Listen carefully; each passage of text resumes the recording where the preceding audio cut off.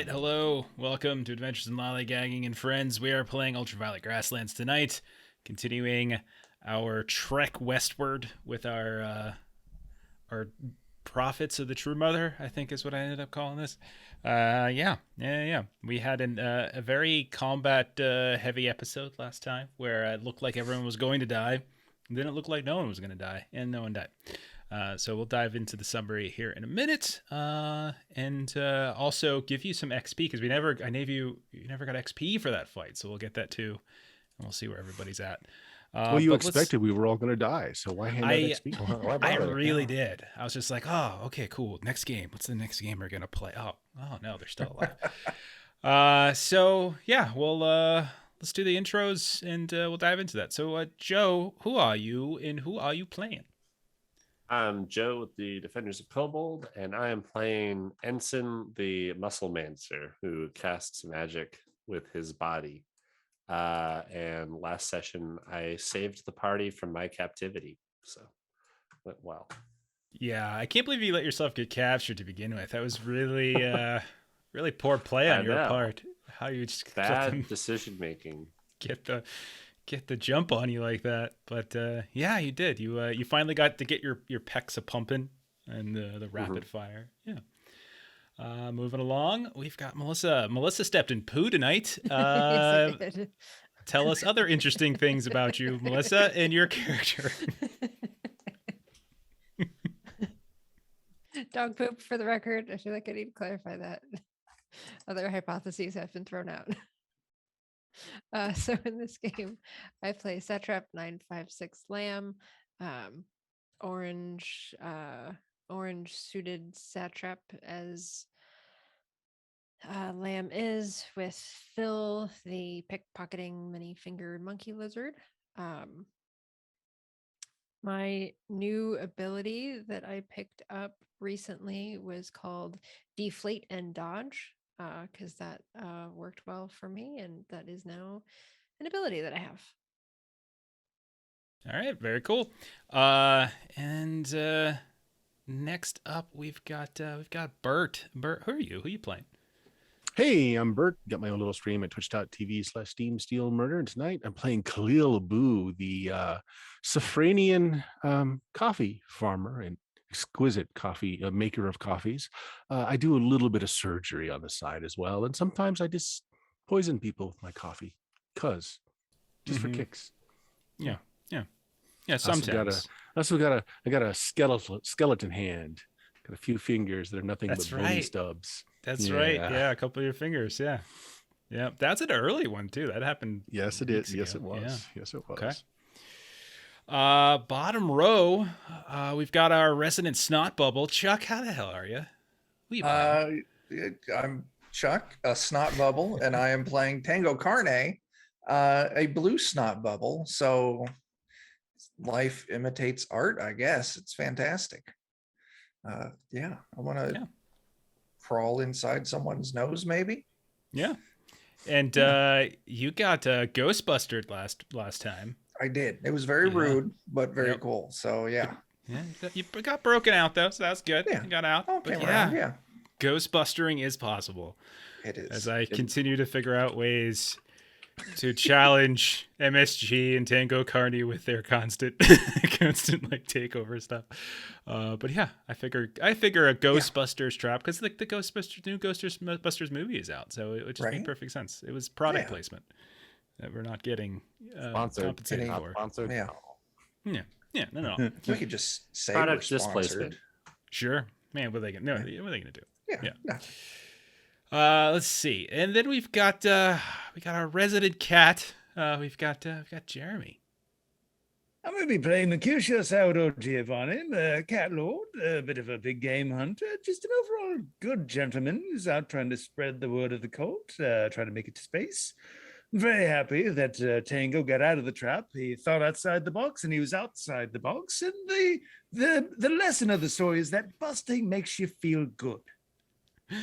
That's true. I forgot about the part. He thought, and he was outside, and it was really something else going to. But as far as Tango is concerned, he like mined his way out of there. Yeah. That was good. Oh, that's a great detail. And then finally, we got our second satrap. We got Teapot. Dan, tell us about you and Teapot. I shoot lasers. Yeah.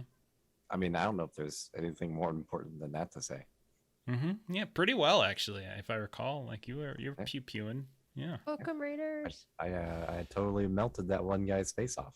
You did totally welcome that one guy's melt. I can't speak. You did totally melt that one guy's face off. Thank you for the raid, Lords and Ladies of Fate. We are just getting started playing some Ultraviolet Grasslands tonight, talking about melting faces.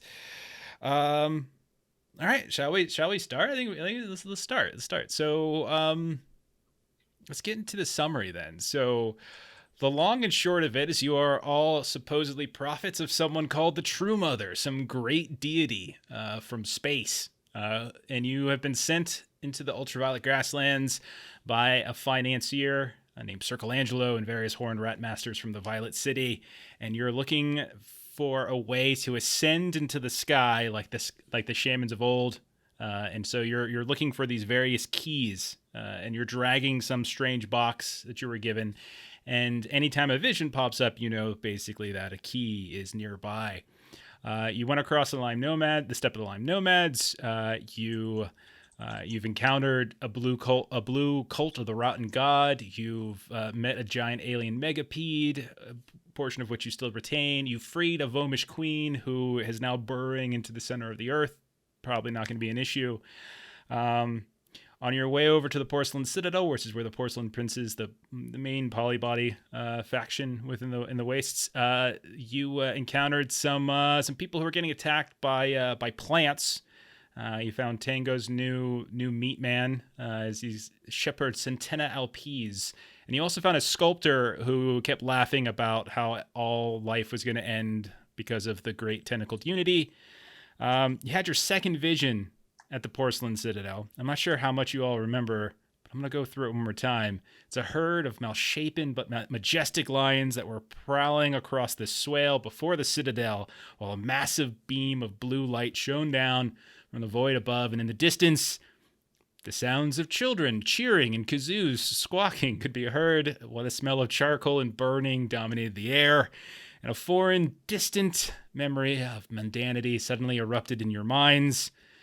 Something about a timely kind of clerical work, cubicle work within a tall spire, while the sounds and smells wafted through a window. While you've been wandering about the Porcelain Citadel, Ensen stupidly got himself abducted by making all sorts of horrible decisions off screen by a group of people calling themselves the Jackals, led by a very confident man by the name of Seagal, who claims to have been the brother of Crackers, who you all convinced through chicanery to be melted into a skeleton, basically. I mean, and someone had to do it. So you guys went and had a fight with them because they wanted to do like kind of a prisoner exchange. They really wanted MSG, and they were going to give you Ensign back for MSG. Things went bad. You eventually won the fight. You stole one of their cars, a metal steed. You got this badass Emerald City chainsaw that can cut people's heads off in a natty 20. And you got a couple other little things here and there. You also got some XP, so let's start there. Everybody roll 4d6 times 10. That's how much XP you get for that fight. So while you do that, I'll get some mood music going.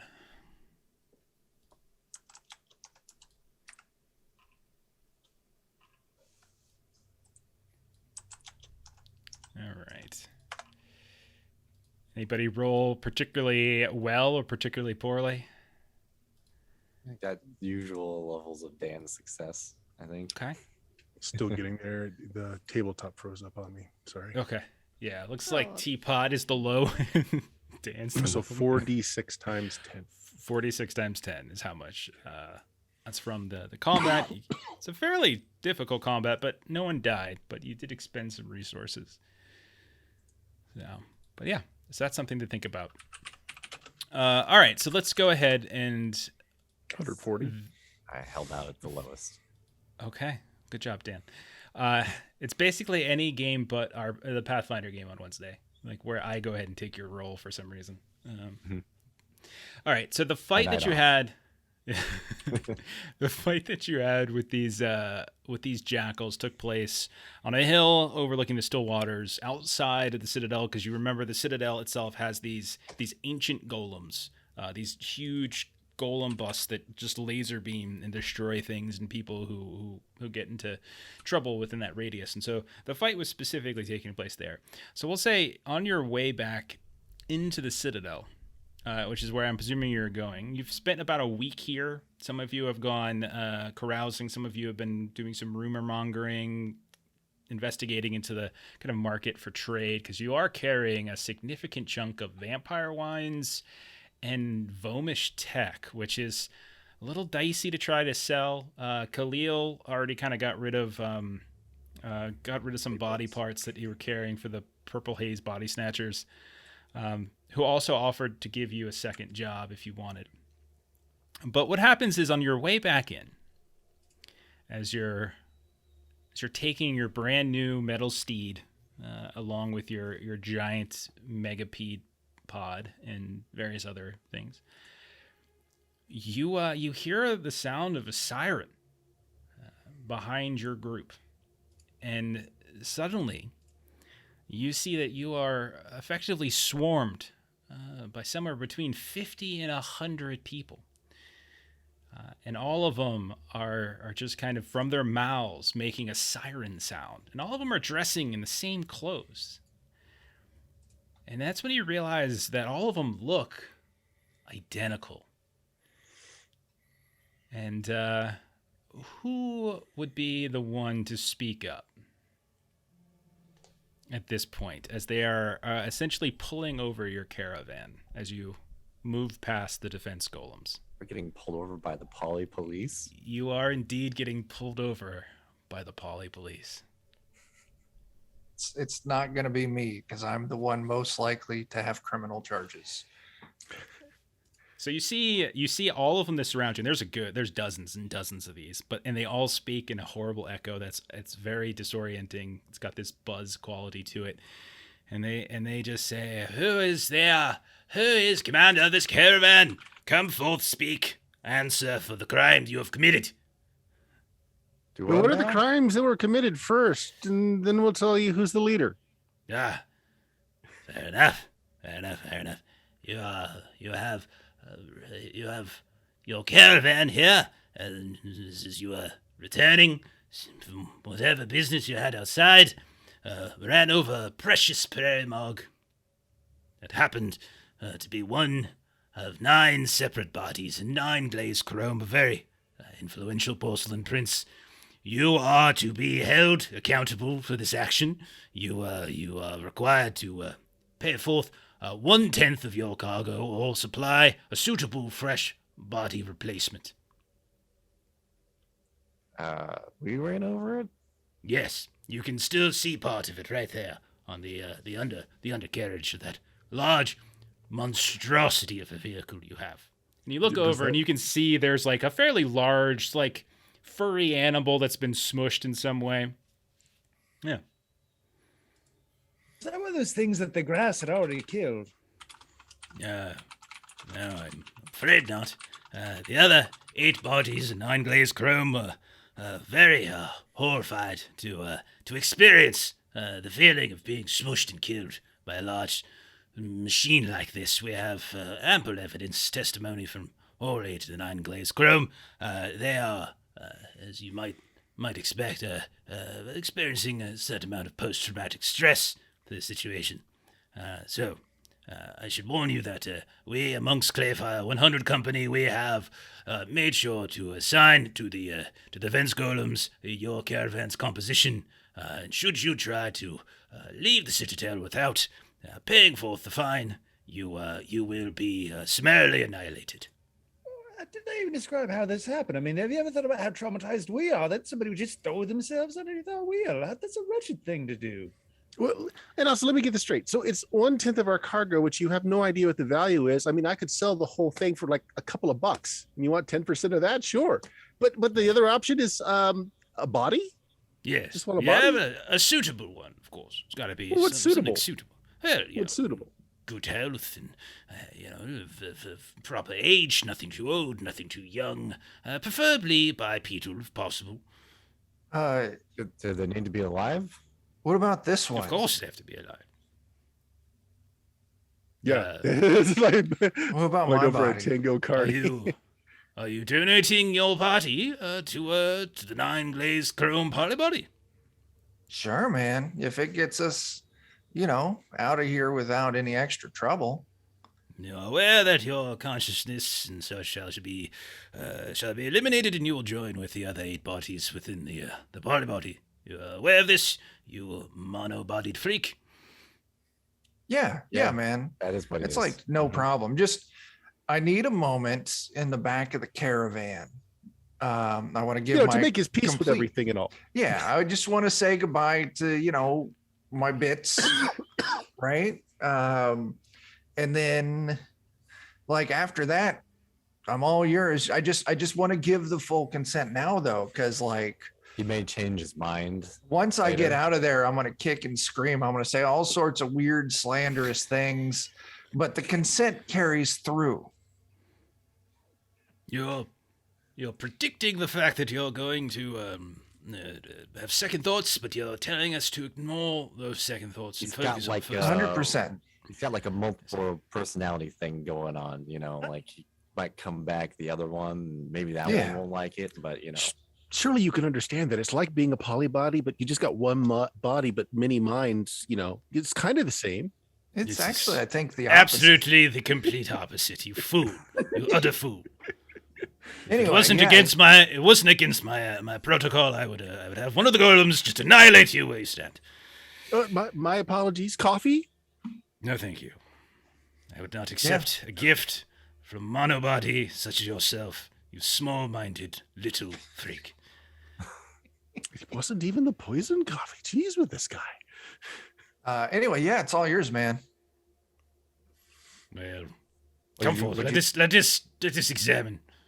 Okay. Condition of this body. Any ailments of which to speak? No, I've kept pretty good, maintenance on it for the, while I've had it. Maintenance. Yes. While you've had it. Wait. What does that mean? I mean, While he's you've had it his life. Yeah, my life, he right? talks weird, remember? Yeah, I'm not He's right to not yourself. have upstairs. It, We're so- Yeah. trying to find a ways to assimilate. You've already talked down to us for getting some vernacular wrong. I mean, we're just trying to fit in. We have to learn at some point, don't we? I think you're gonna have to make some kind of check here to convince him that you are in fact not. I don't know if they necessarily Doing what suspect you're you're an doing. ultra, but there's definitely some curious statements. So go ahead and roll some kind of persuasion check, however you want to formulate it. D20 stat, and if you have a skill, whatever Yeah. you prefer, it's fine with me. Let's go. As they are coming up to him, there's 3 of them just circling the body of Shepard Centena LPs. They're lifting his lips up like they're inspecting a horse, kind of feeling the insides of the thigh and stuff just to make sure that there's no kind of arthritis around the knee. Don't stop that's short. the- Get way up in there. I'm sure he'll enjoy it. Yes. Well, I suppose we could do. I got a 16. Okay, that's probably enough. Okay, so be it. Say your farewells and hurry about it. You have 3-4 minutes. Yeah, not a problem, man. Ensign, can I get your help? Sure. Yeah, we'll go in the giant robot centipede section. I'll be like, all right, we got to get some rope, and I need a gag. Okay. Do you want to be conscious when you join back up to them? Is that a requirement? Do you need to be awake? I don't think so. I mean, just let me get out of this thing before you knock it out. I just figured whenever I have to leave a body lying around, I'd like to tie it up first. That way it'll still be there when I come back. Can we ask if he needs to be conscious? I mean, if you want to go ask.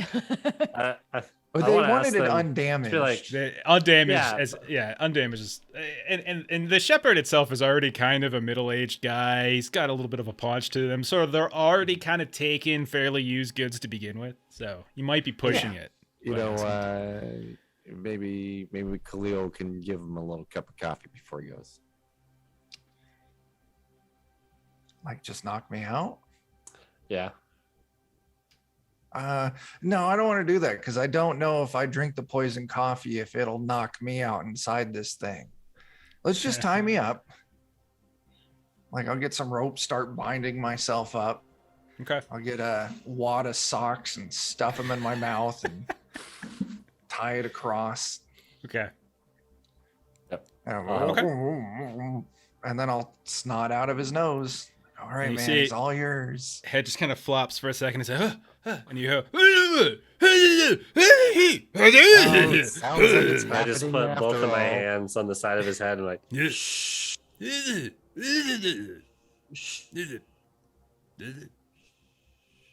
and then I put him over my shoulder and I start carrying him out.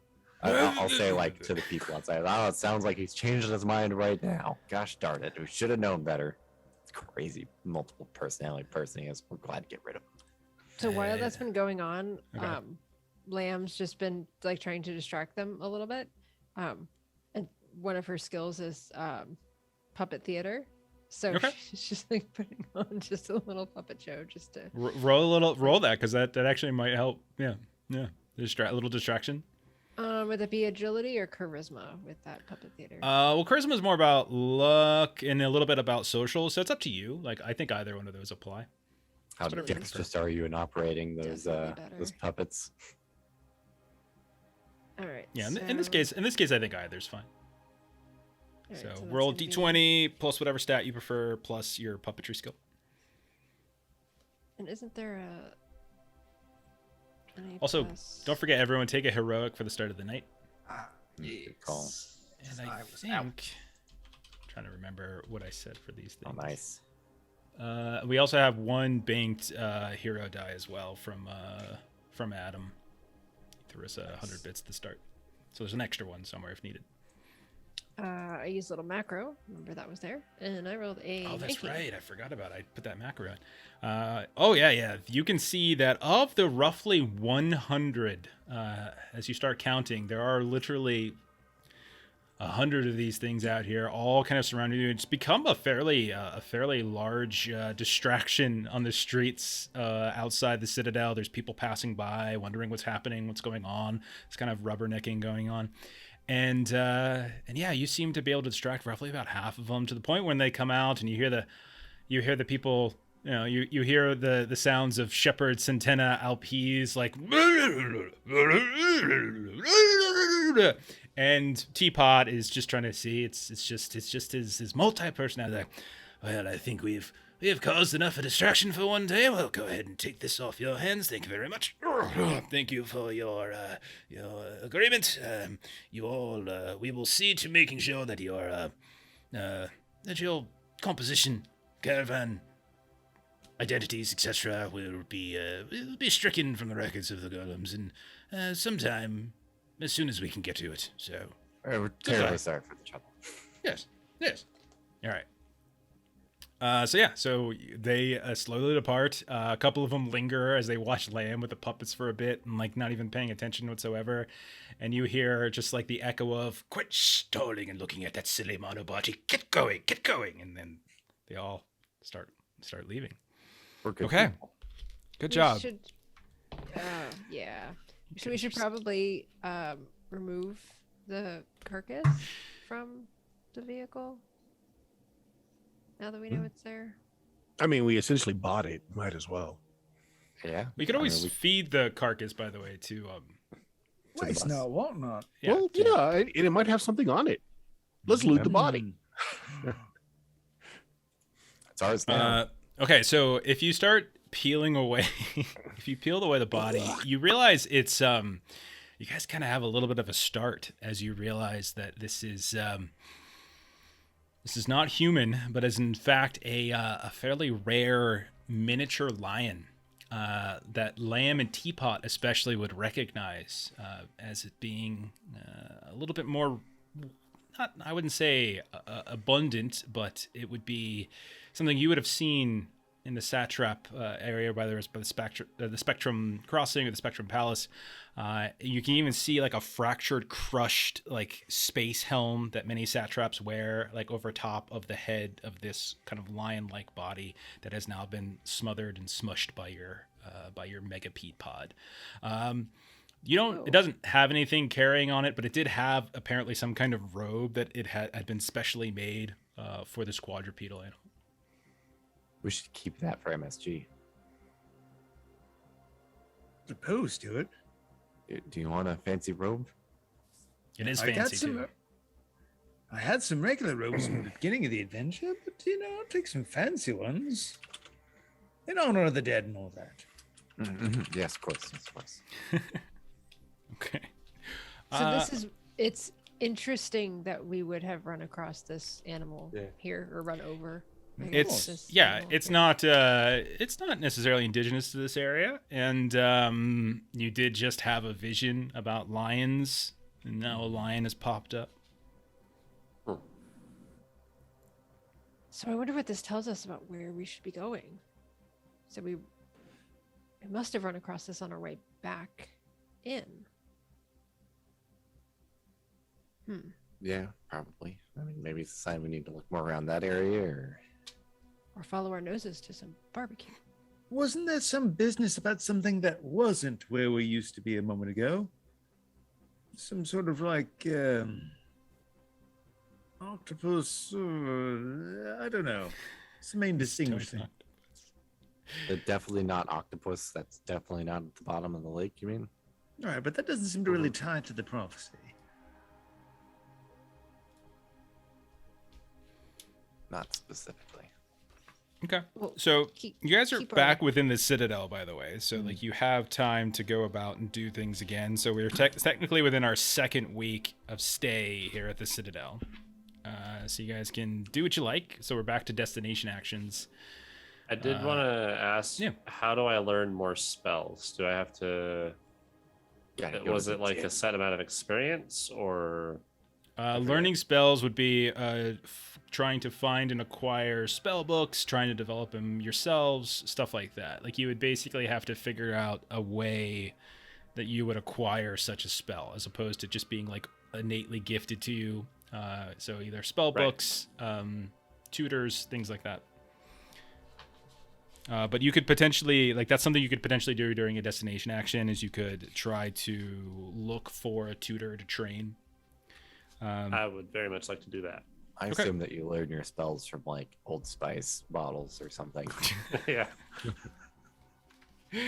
Okay. So like we can do some of those right now and get those out of the way. If you want to do your destination actions, to remind you, you can do things like buy and sell. So you have stuff that you could potentially trade. You could do explore, which is to find discoveries in the area. This is likely what might yield like new exploration locations, new places you can go and visit. You have one. You've learned about some frightening looking pyramid nearby, but there could be more. You could try to do market research, but you've already done that. You could do carousing, since we're in a settlement, which I think netted somebody a pie last time. That was So me. That was me. And then you could do things like any of the camp actions, which could be stuff like, resting and whatnot, and trying to recover if you have a bunch of lost, like stats and things like that. And don't we So- still need to sell? Yeah, that's what Level buy and attack. sell was. Yeah. Yeah. Someone who's not me should probably spend a week doing buy and sell, unless you're going to get the I have minimum profit- return possible. I have profiteering if somebody else wanted to do something Yeah. different during That would be next week. applicable. I could help out with your buy and sell because I also need to find a new body to wear. Good point, by the way, in chat. Like the discoveries also, it's XP. You get, if you go spend time at these discoveries, you actually get XP. Some of them are fairly chunky too. So like if you spend like a day or two, a couple days, something like that, exploring, you can get XP for going there. So it's another way of getting building your character up. So yeah, we can go in any order. Like whoever, if there's something that you want to do, just shout it out. And if there's something you want to do that you're not sure what the action is, just let me know and we'll find a way to make it work.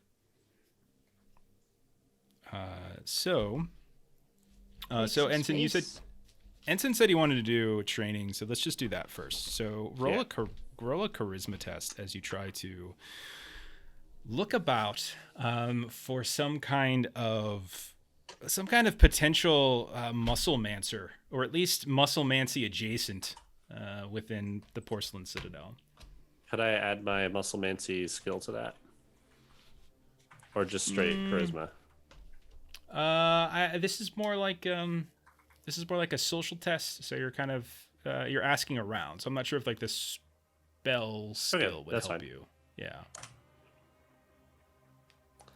Don't forget that you can add d6s. If you have heroics, you can roll multiple d6s and add to it. You can also burn the heroic ahead of time to roll at advantage. I'll let you re-roll this one, but for the rest of the night, we'll try to remember the advantage thing. Right. But if you wanted to burn heroic, yeah, definitely. Yeah, because I always forget to remind. Oh no! Wow. Oh no! Do you have more to burn to add d6s? No, I burnt all of them last session. It is unfortunately not a good week for you, as you are unable to find anybody within the Porcelain Citadel who could potentially train you in Musclemancy. However, there is good news. You are able to, because we're doing our training slightly differently from what it's in the book, because I think the book takes too long. So we're going to do it a little differently because of the frequency with which you play. But you do get leads on people who might be useful to you. So the grass clans in the Grass Colossus are known to have not shamans. Shaman's not the right word for it, but kind of mystic men who are capable of showing kind of feats of great strength. That might be a good place for you to look into, and also not Fallen Umber. I'm sorry, that's not correct. And also down by by Three Sticks, there's like this kind of settlement area, similar thing. They're known to have exhibited immense strength, so it's further west. So you have 2 leads. All right. Okay. Melissa, did you want to do buy and sell? Sure. Tango and I can do the. We've got to make some space if we're gonna go back out on the road again. Got to make space for some packs. Yes. So do you want to sell? Are you trying to sell the tech, or are you trying to sell the vampire wines, or what do you want to do? I think the tech was the big ticket item, and especially there's demand for it here. Agreed. Yeah, because we've got 20 stacks of that compared to only 7 stacks of the wine. So that's taking much more of our. Gotcha. Okay. All right. So do you want to spend, so you have 3 choices basically. You can spend an hour and a couple bucks. You can spend a day and a decent amount of money, or you can spend the full week and potentially a lot more money that lets you. And so what this essentially does is it lets you roll at advantage to potentially like on a table to see how much you would essentially be able to sell on your deal. So it's up to you. Like 1 hour, 1 day, or 1 week schmoozing for potential people to sell to. I was willing to spend a week. Yeah. Okay. Roll a d6 times 100.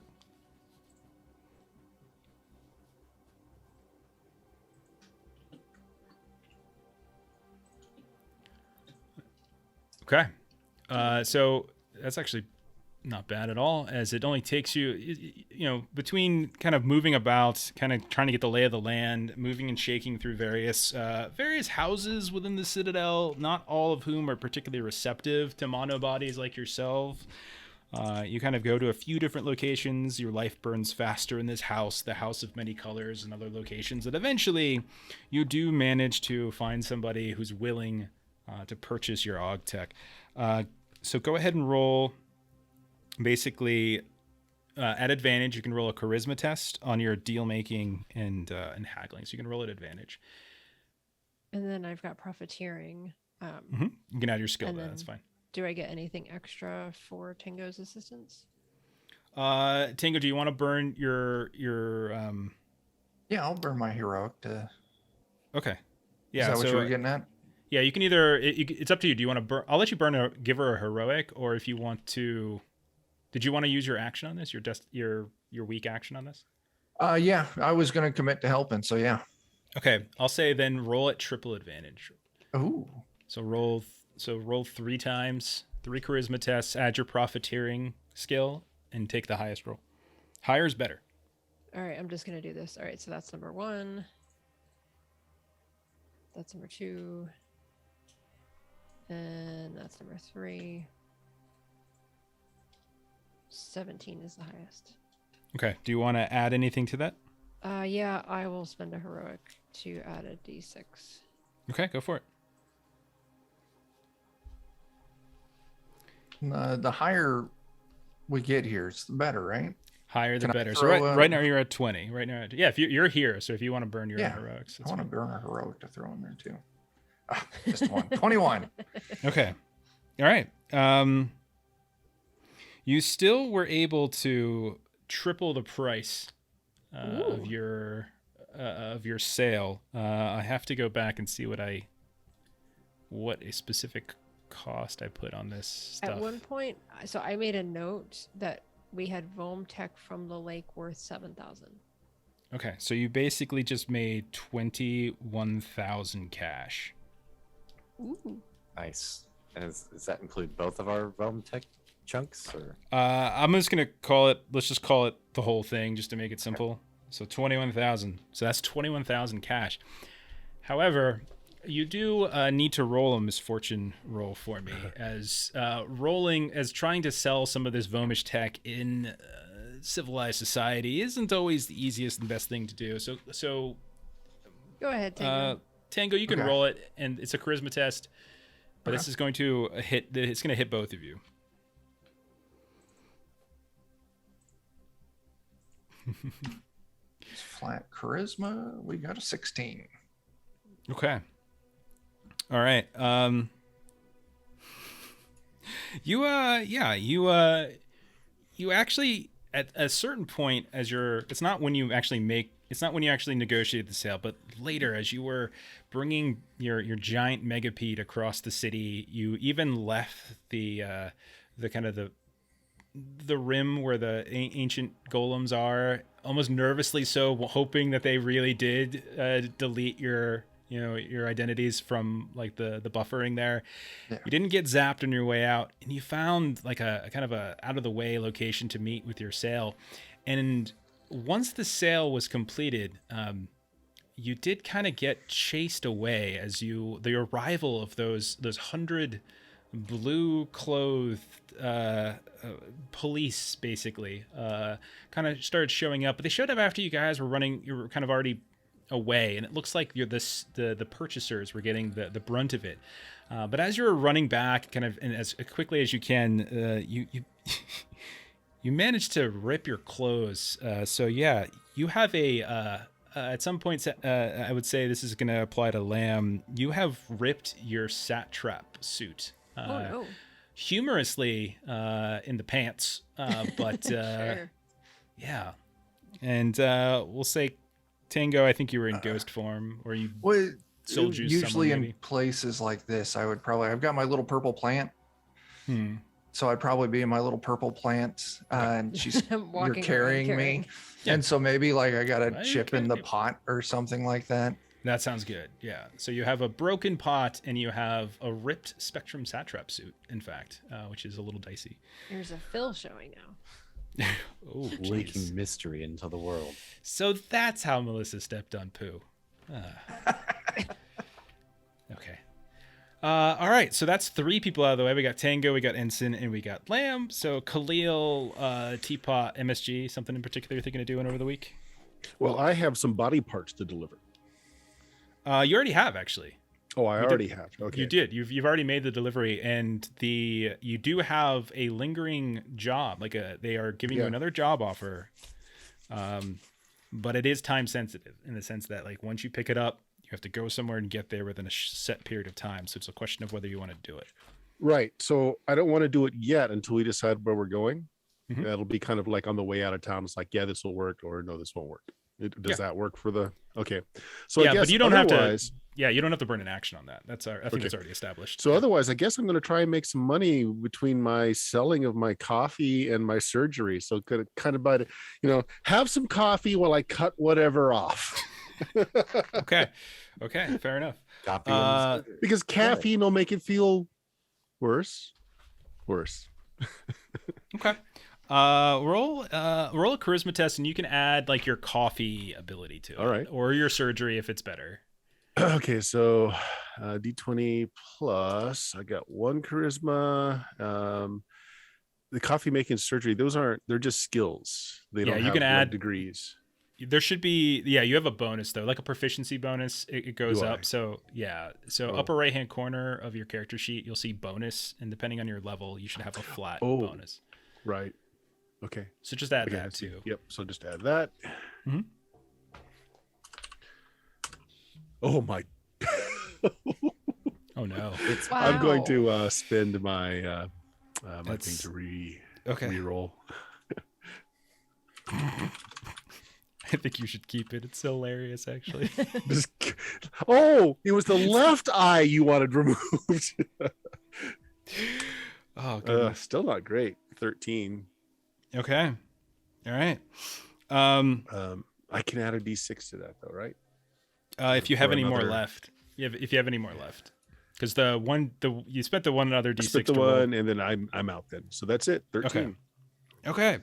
You less issue. You didn't really have as much success with your coffee, but you did have plenty of Yes. success with your surgery, and that throughout the course of the week, you found yourself more than once getting these small stitch jobs, fixing up a variety of used bodies that have been discarded, like these polybody donated bodies at like the Broken Line and a few other locations.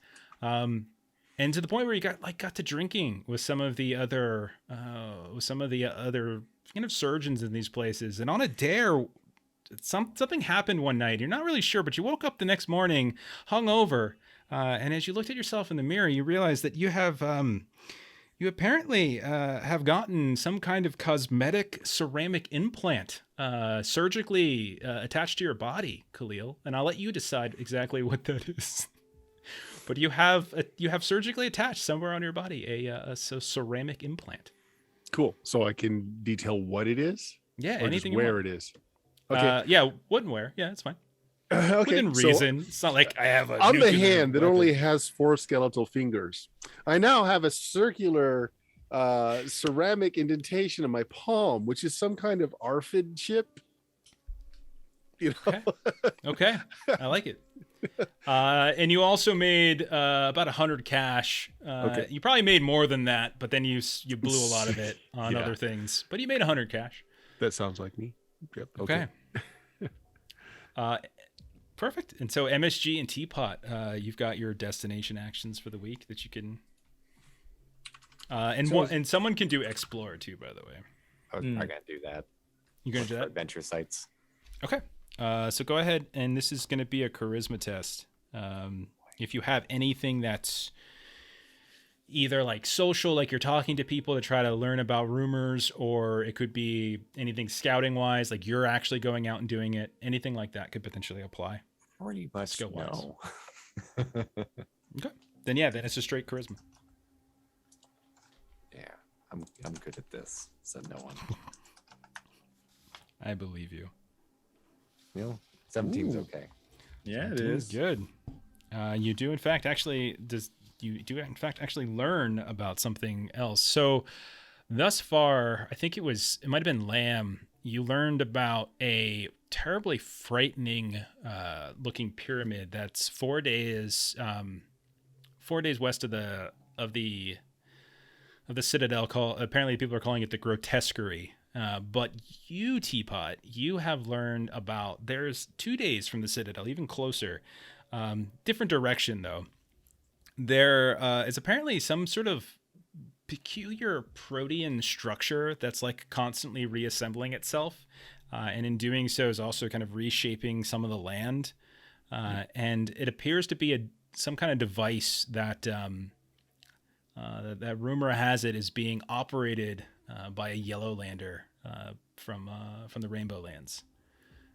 And so it's about 2 days away. There's some kind of strange like device and an academic that's working. So yeah, those are the 2 discoveries. You guys have got all of them in this area. Okay. Well, it's one more place we can look into. Yeah. And then finally, MSG. So there's some mutations that have like various degrees, like you can kind of learn to expand them. Does that work similar to Ensen's training? Yeah. Or so we're doing it slightly differently. So by the book, you technically need to get like 4 different trainers and stuff, but I don't want to really do that because that's going to take too long. We only play every other week. So what I say is it's just treat it like a destination action, and it's just going to make the check harder is what it is, as opposed to it being a fairly easy check. We're going to kick it up to like a 15 as opposed to an 11. And so essentially you spend the week and you do you do a check with the skill, or with the ability that you're trying to use. Like in your case, it's a mutation, so you're just trying to get better at it. So it could just be you doing it. You don't necessarily need a trainer. But we can say you spend a week trying to get better. And I might even actually try and talk to some, because part of it is like the next step of it is when you start being able to like shape your body in weird ways. Yeah. So it's like maybe you actually talk to these people that are used to kind of like, with the polybodies, they're kind of used to exerting their will on something that's in a different space, and maybe that'll help get them in a different headspace. But yeah, mostly he's busy like trying to turn his ribs into like a roll cage or some other ridiculous nonsense like that. Okay.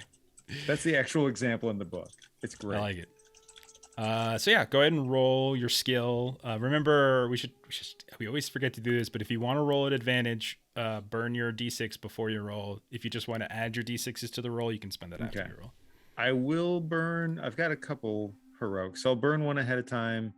And since it's not really a skill, is it just a flat d20? So what? Since it's a mutation, it's like right. What would you say? I mean, like, I would say you can apply whatever skill you think, whatever stat you think is most suitable to that ability. Like whatever you think.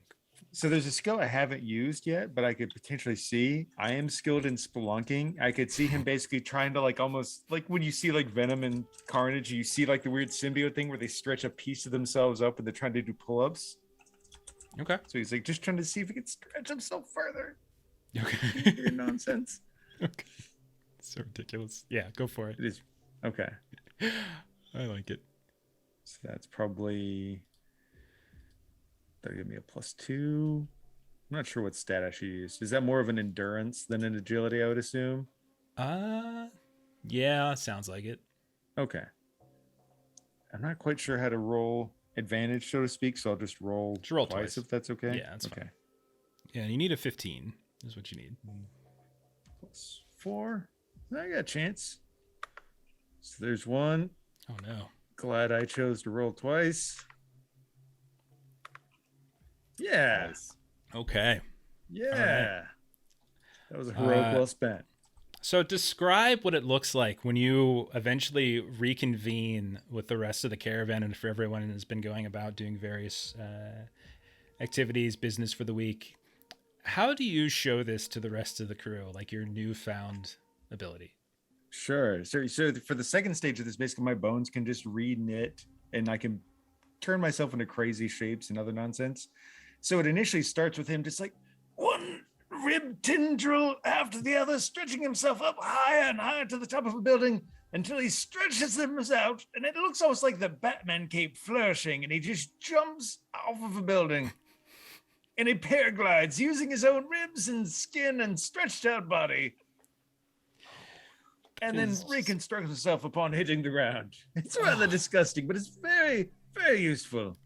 It sounds awful. I love it. Sounds awful. It does. All right. So the week has passed. You've all have I think everyone has been successful. Some more than others, but for the most part, you've been successful. You have located two places within somewhat close proximity. You've got what sounds like something that people have started referring to as a rock mower, which is the name of that weird protean thing. That's to the south, about 2 days away. And then the grotesquerie, which is that frightening looking period, is about 4 days away. Now this is different than like traveling. This is just, you're still technically within the landmark that is the Citadel. So does what's next for the crew? either of these sound anything like our vision? Like neither of them are like cubicle work or like watching the clock. Maybe the protean one though, because there's like a scientist and he's working at it. It's a cube sort of thing. Close. Yeah. Let's do that. Okay. All right. So you pack up. I imagine you guys purchased supplies. I'll let Melissa, I know she was keeping an eye on that, so she can do whatever sort of supplies, but we're technically not leaving the Citadel yet. And you head south off the trail. Like, so whenever you're doing this, it's kind of off the beaten trails. And okay. And the first day's travel, as far as you can tell, was relatively fine. A little rough, because you don't have the beaten down trails. There's no roads anymore, but there are some well-traveled paths, especially leaving a settlement such as the Citadel. The second day, however, as you're kind of meandering through the wilderness there, these giant structures of dry land, like orange dryland coral, you get these holes in the walls. You start hearing these sounds of like,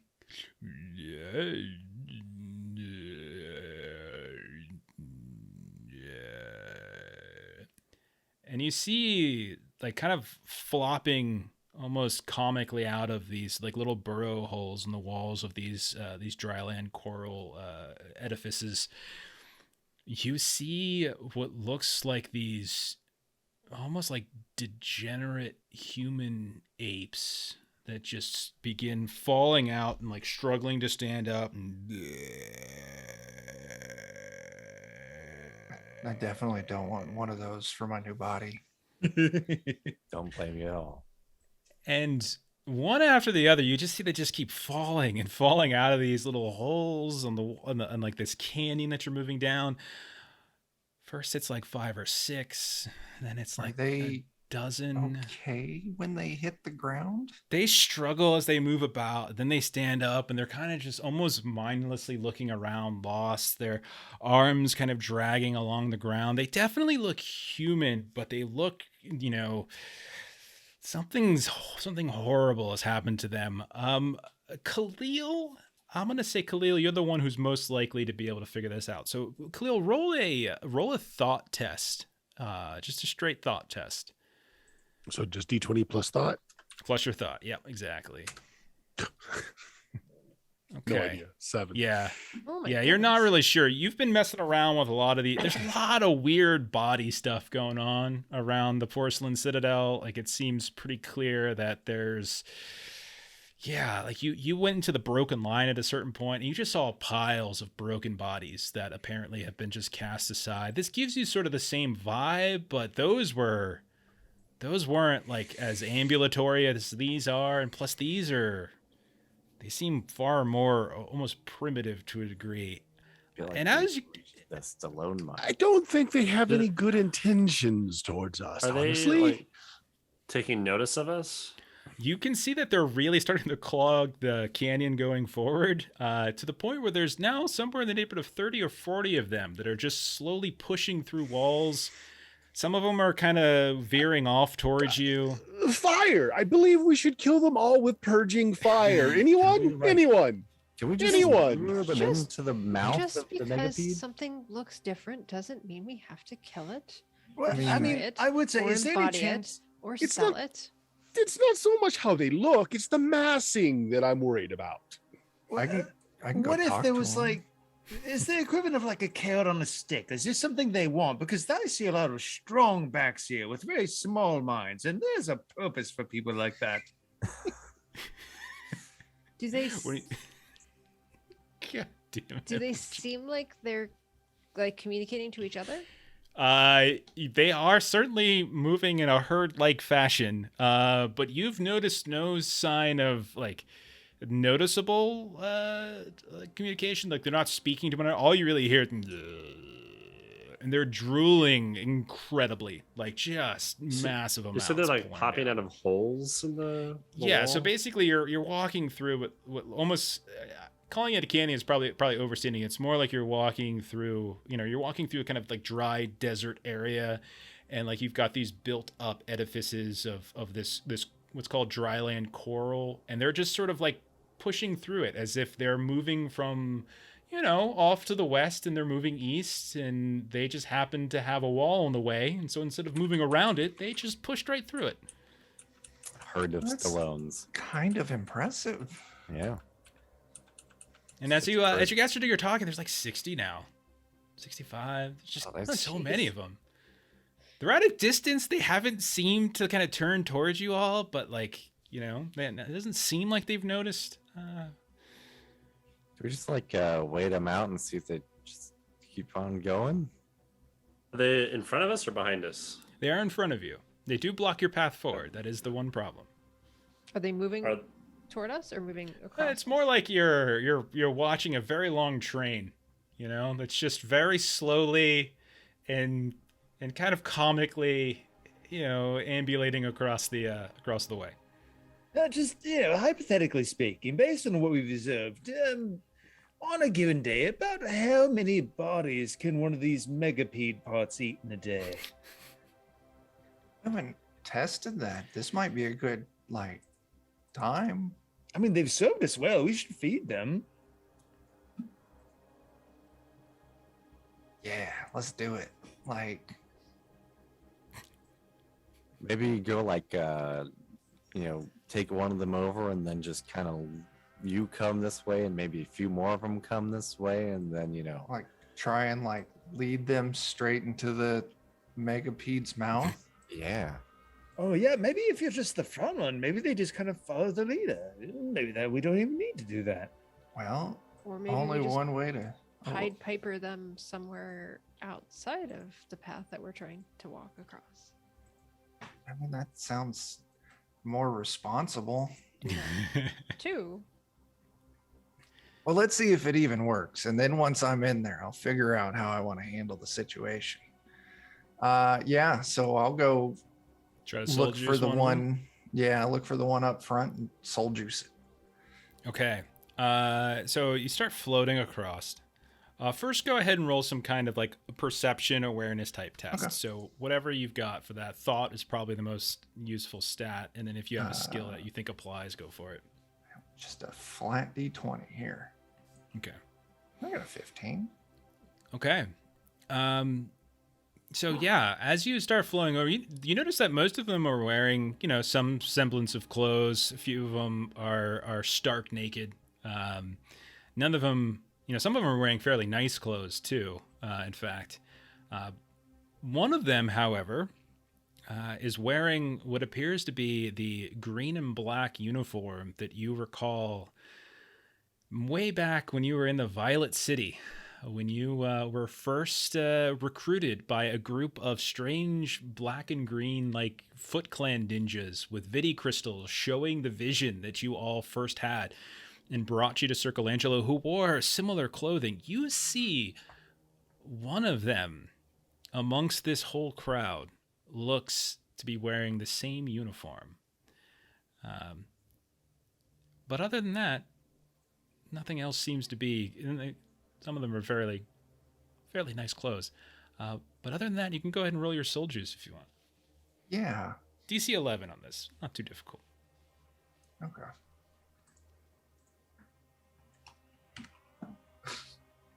No. Okay. We just hit 9 o'clock, or we just hit the midway point. So if you want to use a heroic, you can. Everyone I'll can take use- another heroic. Yeah, I'll use it. Just Okay, enough. just 11. enough. Wow. Just enough. Yes. And it's not so much that their brain was complicated for you to get inside Yeah. here. It's actually the complete opposite. It's just you've got a tiny, small little car, and you're trying to, like, you know, park it in like the widest garage you've ever seen, and you're almost overwhelmed with the option in the space. Because as you get in here, you realize there is nothing. There is nothing in here. There's no sound of a voice. There's no one fighting you. There's no personality to suppress. It is just utter emptiness in here. And just like outside, where all you hear is inside, all you hear is that's it. Not even some basic desire for food or brains. This is lame. I'll start turning towards the megapede. Okay. Do the others follow? Let me see. They do, in fact. You see, like trying to steer a really giant Pinto or a bus, they all slowly start to kind of meander. And it's not so much that like they're all doing it at the same time, but it's like one starts to move, so the other one just kind of does, and it's almost like a domino effect. Yeah. Okay. Yeah, I'll steer them right towards the mouth of the megapede. Yeah. You also notice that over the ridge, there's like another like 200-300 kind of down the way. And they're all kind of starting to steer. And so you've got about 200-300 of these things that are slow moving and The drooling Megapede's hungry away. today. Yeah, I'm going for it. Like, Okay. maybe our megapede will level up or some shit. Oh my god. Okay. Maybe it'll make another Megapede part. Or give it indigestion. So you get the front, or actually it's the side mouth, because the mouths are on the side of this thing. You get the side mouth going on your megapede, crank it open, and you just lead this one inside. However, the others don't necessarily go inside. Some of them do. Some just start to spread off and really slowly and drool, like kind of swarm people around, to the point where like everyone's just kind of getting drool kind of thrown on them, arms just kind of dragging along and kind of accidentally smacking into you. And at a certain point, they all just kind of like look up and register. And I think we need to do initiative actually here. Oh, I was gonna try to shoot some rainbows out. One of you can go ahead and roll initiative. Who wants to roll initiative for the side? It was my mistake, so I can do it. I mean, mistake is a strong word. Yeah, I mean, It was a Sort fun of narrative all. decision. it was pretty fun. I was like, what there's no are- way they're gonna get to a fight with 200 or 300 of these things. So yeah, you just roll agility. D6 and Plus agility. D6 plus agility. All right. I'm agile. This will be fine. I got a 10. Okay, these guys. Not You horrible. definitely Next spell will. I want to learn would have been perfect for this.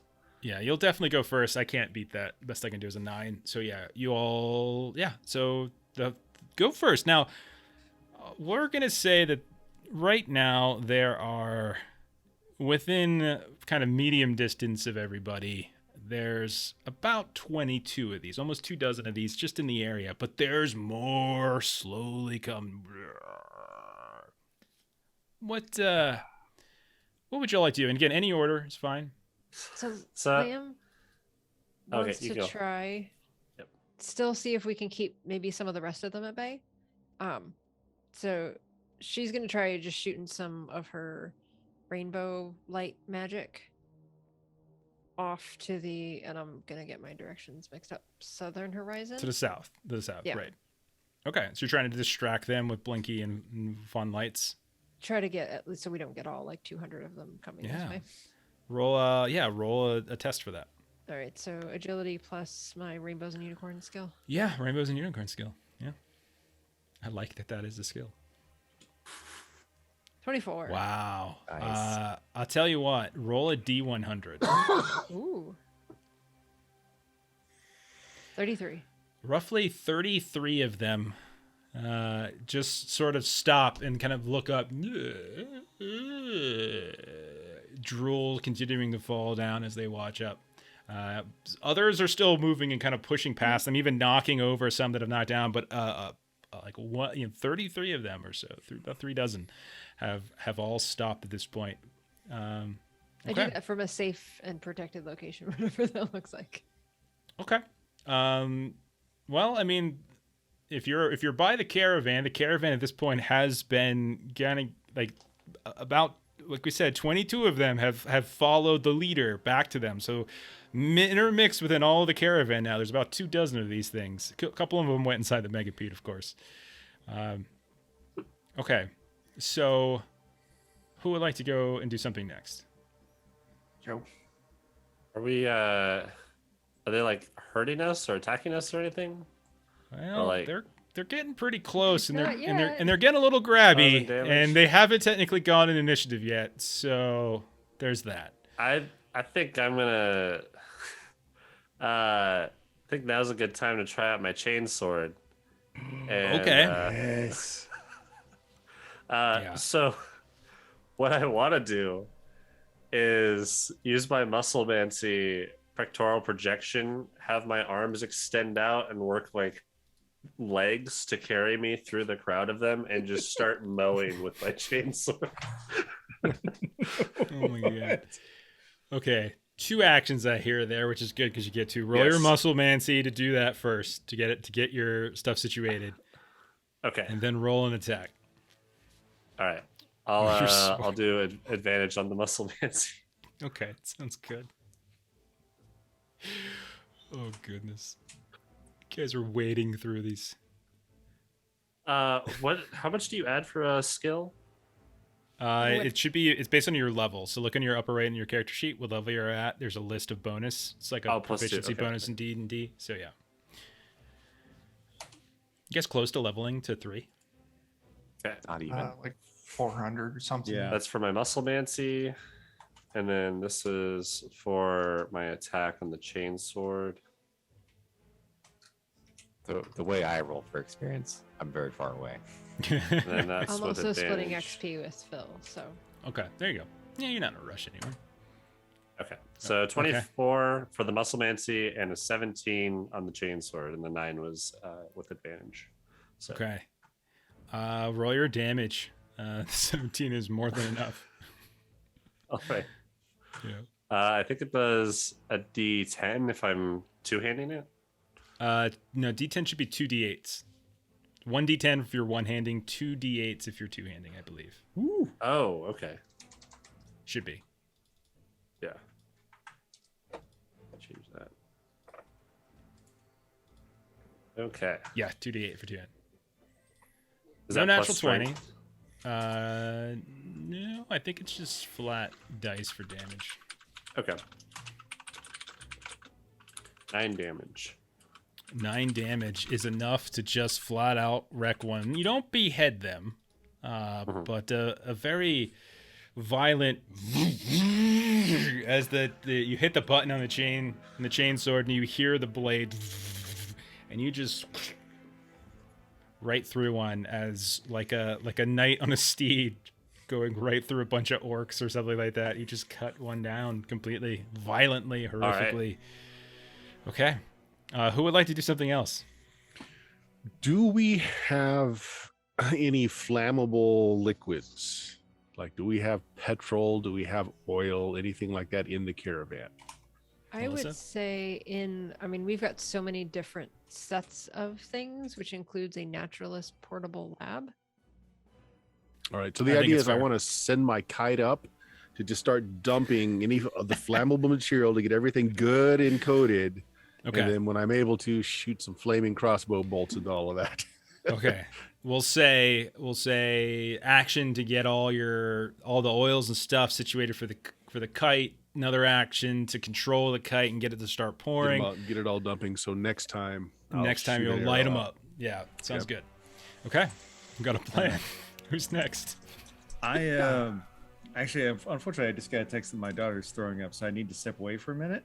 Okay. But if somebody's willing to roll for me, MSG would just want to hop onto one of the megapedes and ride it around trying to chop arms and legs. Okay, that sounds good. Because that sounds like, and maybe use his big game hunter because it says you can ride on a big creature. Yeah, I think that's fair. That's fair. And I was planning on doing the megapede as well, to be completely honest, since I got the Vec repair and Bone Tech. So I apologize. I'll try not to be too long. No, man, it's no worries. No worries. Take care of your daughter. Okay, so let's see. So why don't, I mean, we could do kind of two things. Like we can say one person's driving, one, or, steering or something like that. And then somebody else could be doing, throwing something down or whatever while they're standing on top. I don't know. How do you want to handle it, Dan? I don't know if Jeremy has any range stuff, so we wanted to say he's driving and maybe I'm just on top with the laser and land squid, just pew, pew, pew, Okay. Yeah, that works. Okay, so we'll say I'll roll his big game hunter. So he's got a skill, it's +2. We'll call this agility for driving, so it's a +5. So a D10 +5 for him to drive this thing around. 22. And we'll say this is going to take out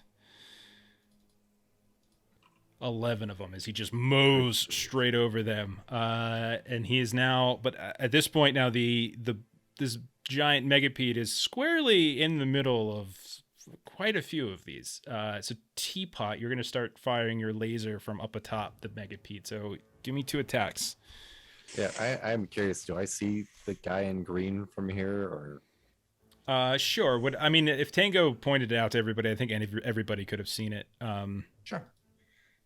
Maybe he's important, so maybe I'll see if I can kind of like clear a line to him or something like that, or start on it, Okay, sounds good. Roll your roll maybe 2 he attacks. just got like swept up in the crowd and can't escape. So Maybe. let's see here. I don't think I get anything. So, You don't have any skill for your laser squid? no, not really. I have contortions, Vec repair, nomad rating, and bone tech. I'm gonna say the green guy has not been eaten yet, though. He's standing right there outside the door, or the mouth to the megapede. Okay, well, You need to. Do you have any heroics left? Sure do. You're gonna need to hit an 11 total to hit these. You have a DC 11. Boy, that could be all of my heroics with my luck. It's your call, bud. Maybe I'll just wait for the second shot. Well, I'll spend one to roll it with advantage. Sounds good. Should have done that on the first one. Oh my god. There we go. Okay. Ooh. Roll another D20. Can I spend a heroic to roll it with advantage too? Sure. Okay. Let's go for the gold here since I flubbed the first one. Okay. Nice. Okay. So the first shot just completely misses. Like the laser sputters out a bit and it shoots forward just like this plume of like steam as if something was malfunctioning. The second shot, however, almost like a double shot of beam comes out of your squid laser, goes right through the head of one, and it does the classic out the back of one hit into the head of the one standing behind it, and 2 of them just kind of go flopping down to the ground. So a lot of times you can do if you get natural 20s, you get things like rolling again. So that's like a fun thing to do. And then Tango. Yeah, Have you I still gone? need to go. No, Yeah. I haven't gone yet. So maybe like one of these dudes on like kind of the outside of our little swarm here. I'm gonna try and soul juice him and start trying to walk him in another direction, see if others follow. Okay, so you wanted one of the mob you're trying to soul juice. Yeah. Okay, DC 11. Okay.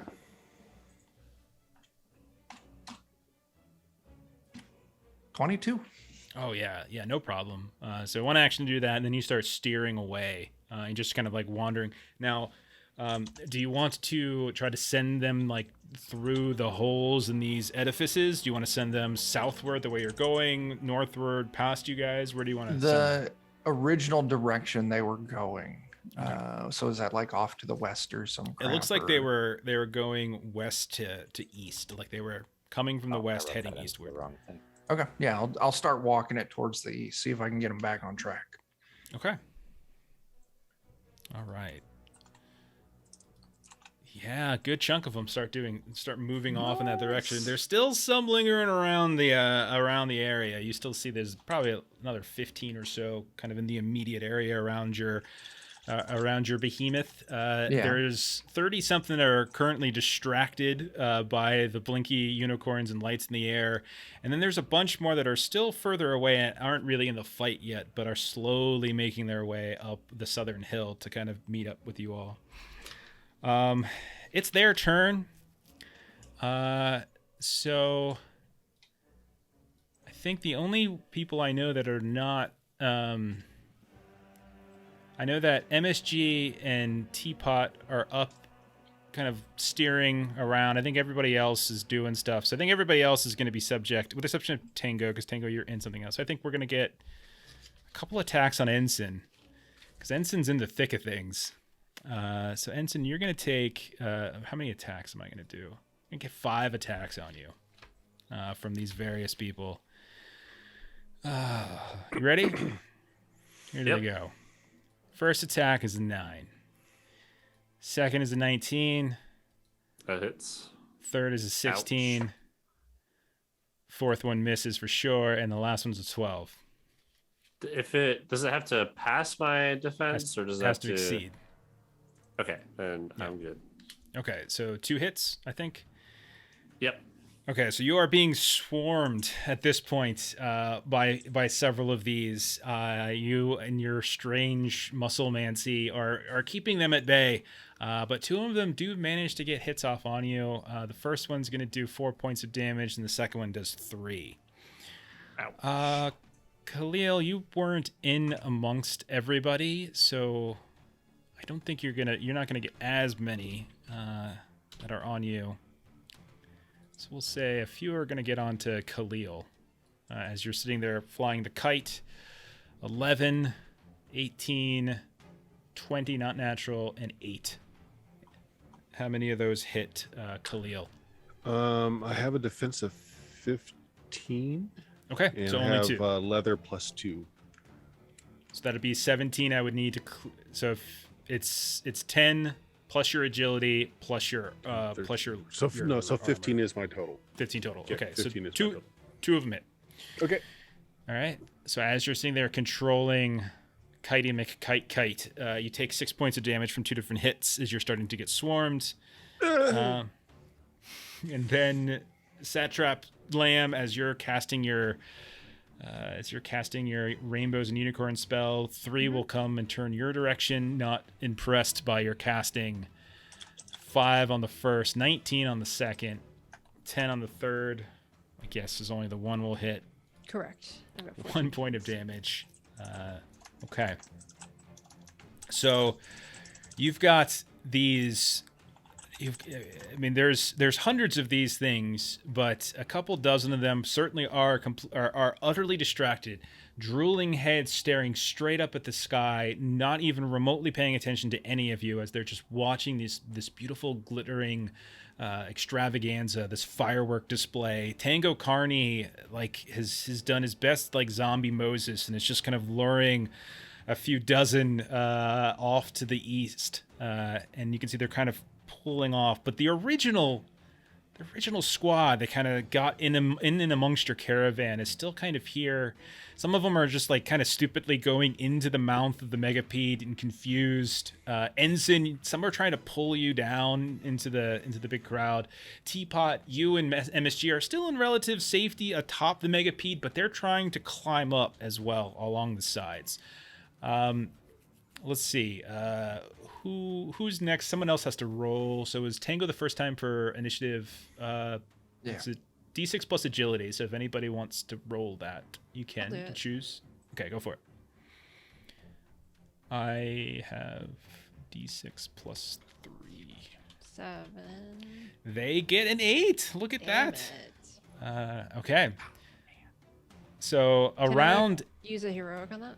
Or no, Yes, you can. because I had to see yours first. No, you can add to it. You can roll a d6 and add. Oh, sweet. Okay. Yeah. Well, then I'll definitely beat you, I think. Maybe. 2. I am. I like that. I like that zombie homunculus reference, Savory. That's a good point. 2 is enough to go to 9. You guys can go first. So Can we'll I say keep doing what I'm currently. doing and see if I can get more than 33 to go. Yeah, Jeez. we'll say currently threatening the caravan directly is about, there's 11 left. The rest, some of them have peeled off towards Tango Carne. Ensen, however, is in the thick of things, so he could be in a wee bit of trouble. But Lamb, you want to cast your spell again to see if you can lure more away? Yeah, and I also just want to make sure that none of the others join this group. Okay. I'll say, yeah, if you want, so I'll say if you're successful at this, you can basically prevent any of that throng of about 150, 200 that is down the hill. You can probably keep all of them at bay at this point. And so really you just have to contend with this last few that didn't get pulled off by I Tango. will spend a heroic to roll this at advantage. Go for it. So this is number 1. Oh, well, Oh, that wow. was a waste of a Well, heroic. That's Nat a 20. natural 20. Yeah. Almost It's another 25 hit. on my reroll just because. Well, don't worry about it. I think what we're going to say is with a natural 20, everybody watches as up in the sky, you see this massive unicorn just begin to manifest. The size of like an enormous blimp just glitters and glows. And then all of you notice that sitting astride on its back, the peak of physical perfection, the true mother, is riding on the back of this, and you realize that it's not a unicorn, but as wings unfurl, it's some kind of hardcore Pegasus, and like the head starts roaring around, and it's like got like these metal teeth, and you hear this cacophony of sounds that you thought might have just been the firework display, but it's this horrible, terrible roar, and with that, you can see that suddenly all of these creatures in the area just begin to disperse in every which way. They're still lingering, they're still moving slowly, but they all have been horribly frightened by the sudden appearance of the true mother atop of some metal Pegasus. You see Lamb just sort of do the like she did a good job with that. Khalil, they don't move fast enough. So to get out of the range of your crossbow, your inflamed crossbow, if you want to take a shot at them. Yep, certainly. Okay. Probably one action to light the crossbow bolt and one to fire. Fair enough. Yeah. Okay, so let's see. Does this crossbow go off agility?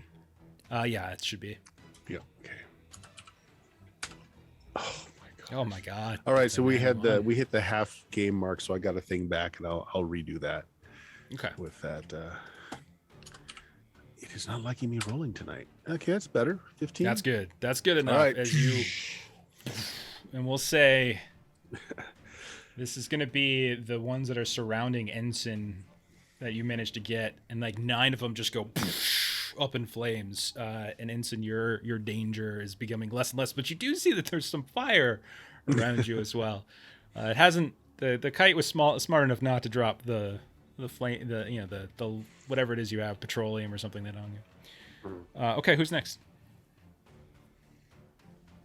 I'll just keep going Swinging. through whatever's in front of me. Okay. So I'll continue to use my arms to like carry me slightly above the ground, and then just be swiping back and forth. Please do. We'll do the attack first. DC Can I 11. like try and crush them with my arms as I'm using them to walk, and then also attack? Yeah. I mean, I think those are two separate things. One of them it'll be a musclemancy test for the first Okay. one to crush them, and then the second one will just be your normal attack. All right. Let's see. Oh God. Then that is somewhat what that roar from the true mother sounded like. That's just enough with an 11. Okay, sweet. That's the musclemancy, and then the chainsword. Okay. 11. Oh no. Oh, darn. Okay, but you do manage to two of them as there's two smushed bodies in the ground that your hands are over top of. As you swing away with the crazy Emerald City chain sword, you are unable to get them. But they are still scattering as the massive unicorn Pegasus thing with the True Mother atop it is still above them, terrifying all that are below. Who's next? Well, if they're scattering, the job's done, kind of, it seems. I'll just pop out of the one I'm in and head back to the caravan and enjoy the show in the sky. Sure. Okay. There's still some lingering about the caravan. So do you want to have, so like those of you, I think it was MSG and Teapot, you still have the megapede if you're trying to feed it some more or smush or shoot some laser beams. We can do that one more time. There's still a couple lingering around Ensen, basically, is the problem. I'll shoot some more. I mean, Yeah, Teapot. Yeah, go ahead and take two more pew pews, and then MSG, if you want to roll a one of your big game hunter to try to stomp on a few. And then a 4. I will. Pretty sure I'm just firing for effect. You're just shooting blanks there.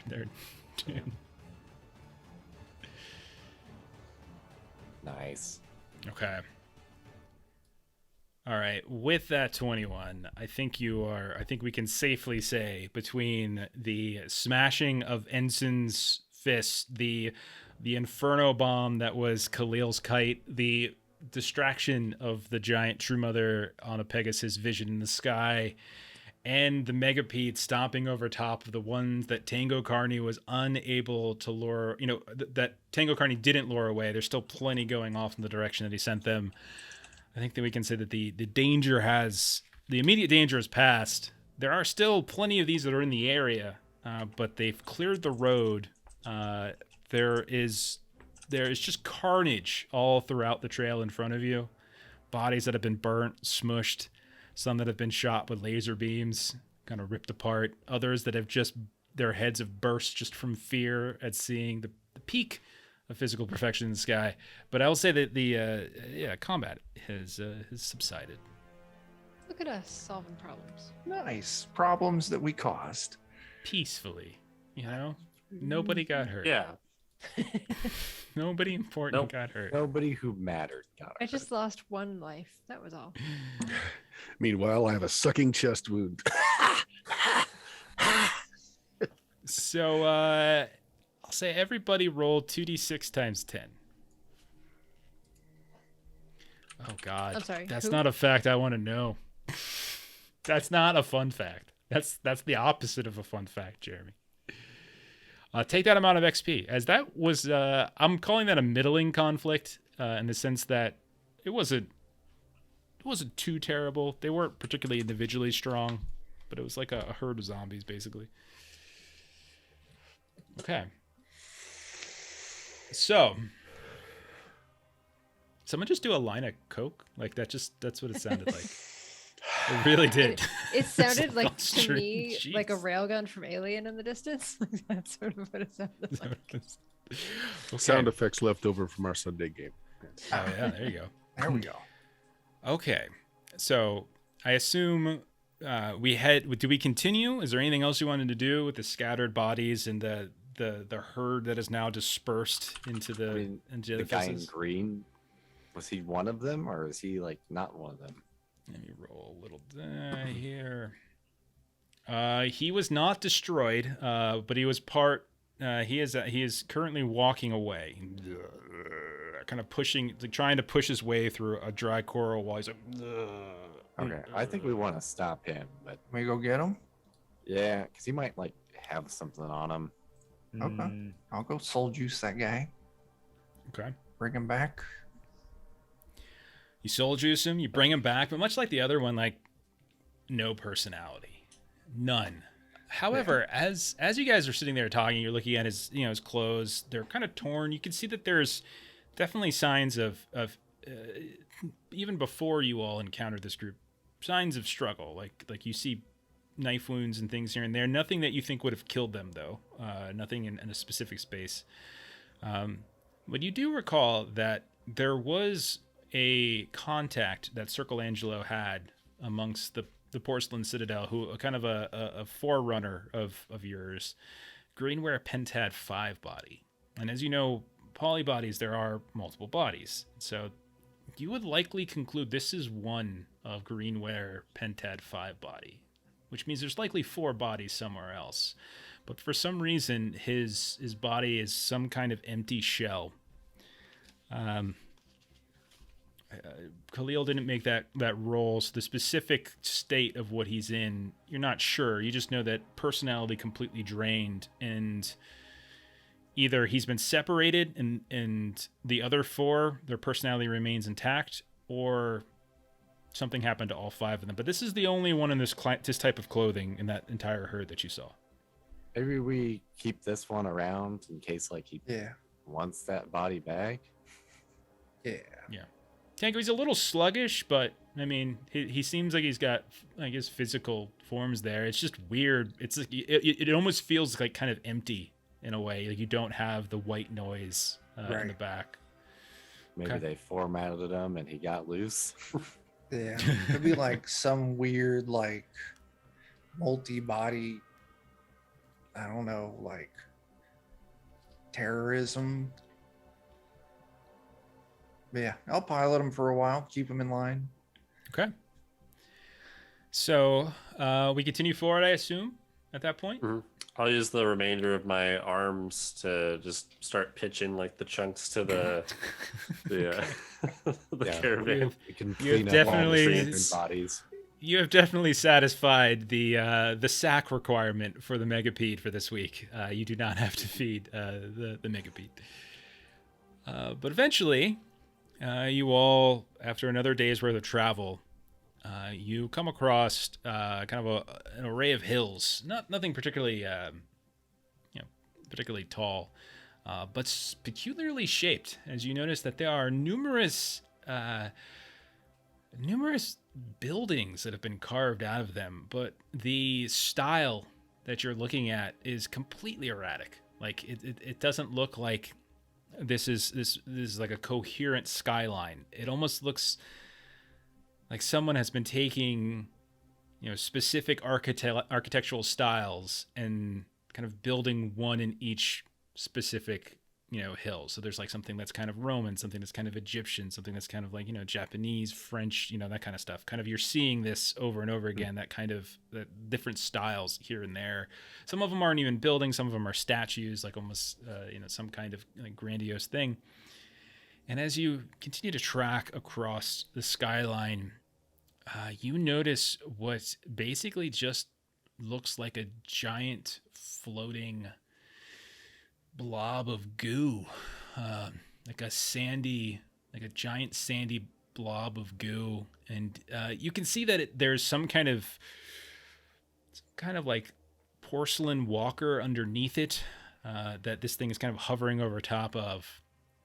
And as it's moving across the sky like a fairly fast moving cloud, it just suddenly changes shape. This ball of sandy goo and just encompasses this small hill.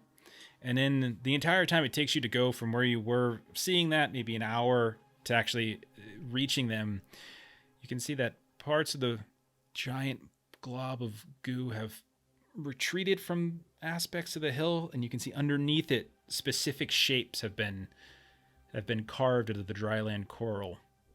You are pretty sure this is the rock mower that they have referred to. Second hour, and you finally arrive, and you can see that there is this large porcelain walker underneath it, and you can see there it's not in the greatest of shape, but you also see what looks like a fairly short, stocky woman that is walking alongside of it. She has some kind of control panel in her hands and inputting various commands into it. She's got what looks like some kind of pipe that she's smoking. That's what you guys see. I need everyone to go ahead and roll a charisma test.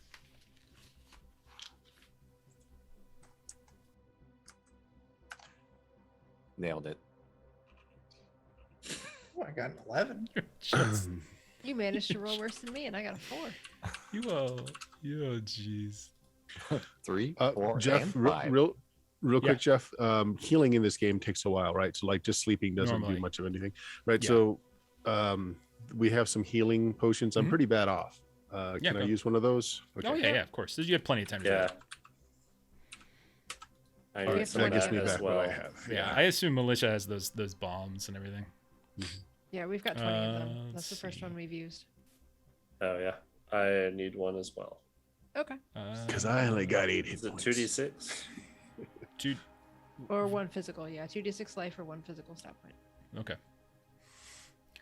So as you're getting much closer, you see this woman, MSG.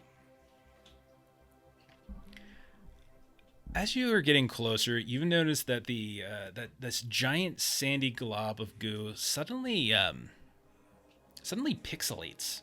And you see like as if you're watching a vid screen, a vidi crystal, and the image is just not quite coming to the screen, and it's pure glory. You see like these little tiny squares and ridges, discolored portions of it as it begins to pixelate. And suddenly the face of the True Mother manifests within those pixels and is emblazoned by a beam that emerges up from, as you look up, a hurricane-like eye in the sky right down into that glob. Her face glows from the outside, and just exiting her mouth, the beam just kind of takes a right angle turn, and it encompasses you. None of you see this, by the way, just MSG. Dang it. We all rolled too bad. And hang on one second. There's Either more really to this. good or really bad. Okay.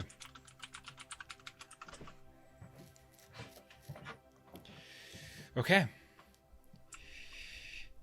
This will you feel something come over you. You as the beam kind of shakes its way down, you feel this tingling, like your hair, what hair you have just begins to sort of stand up on end. You feel kind of these goosebumps.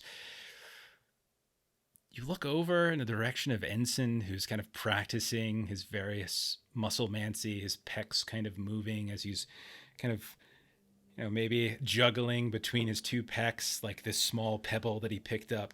And you feel your own pecs begin to roll an aura test there, MSG. Aura test. Let me see. I don't have any aura. If you have anything that, if you have any skill that you think would apply to mimicry or magic, you can add it. I don't think so. Okay.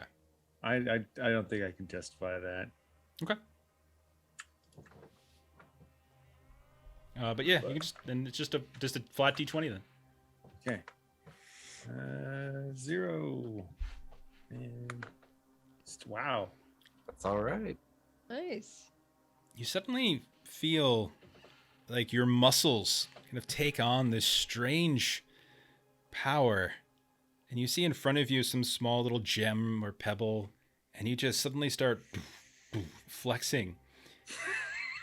And the pebble just pops from muscle to muscle around, and you realize that you have been gifted with some kind of ability to sort of grab on to the erratic echo of a spell and possibly mimic it and sort of store it. Go ahead and write on your ability sheet or on your character sheet somewhere, cosmic channeling.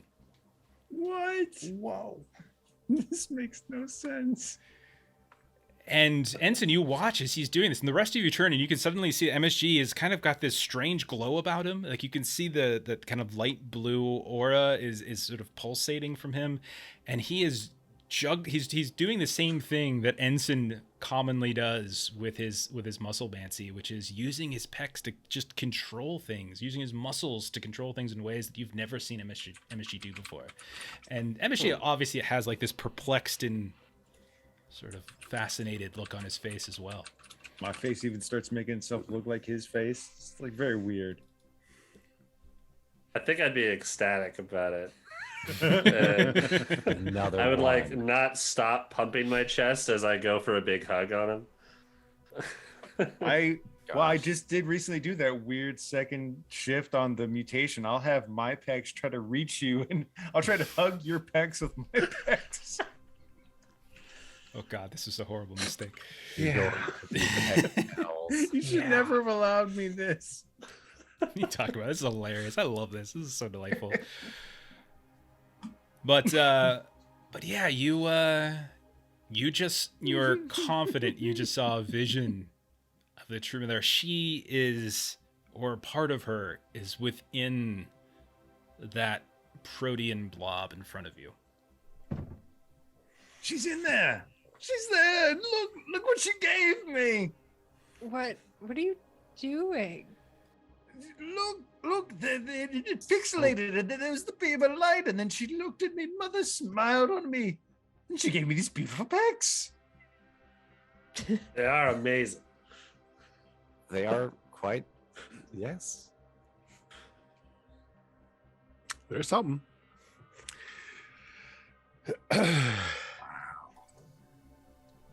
So this thing gave them to you? Yeah, so I was just staying down at it, and it kind of pixelated and shifted a bit, and I was looking at it. There's the beam of light. The light moved, and then it was on me, and So, if the true mother's in there, then who's the lady with the controller? It's just a lady with a controller. I'm gonna Talk like to her. continue my regime as like I start approaching the blob, like Okay. trying to get its attention. Okay. As Definitely you get make closer, all right. So as Lamb and Ensign, you get closer, you suddenly hear, zzz, zzz, zzz, and you look over, and that like walker that is kind of there, flanking it and moving along with there, and stumbling here and there. You see these giant guns just suddenly erupt out of the machine and point directly at the two of you as you get close. And the woman's like, hey, wait on a second. I'll say you ain't supposed to be here. This is my discovery. Get on out of here. She looks at you, and she's got this gravelly, horrible voice, and she's got dirt all over her face. She's dirty, you know. But, sorry, we've had a bit of a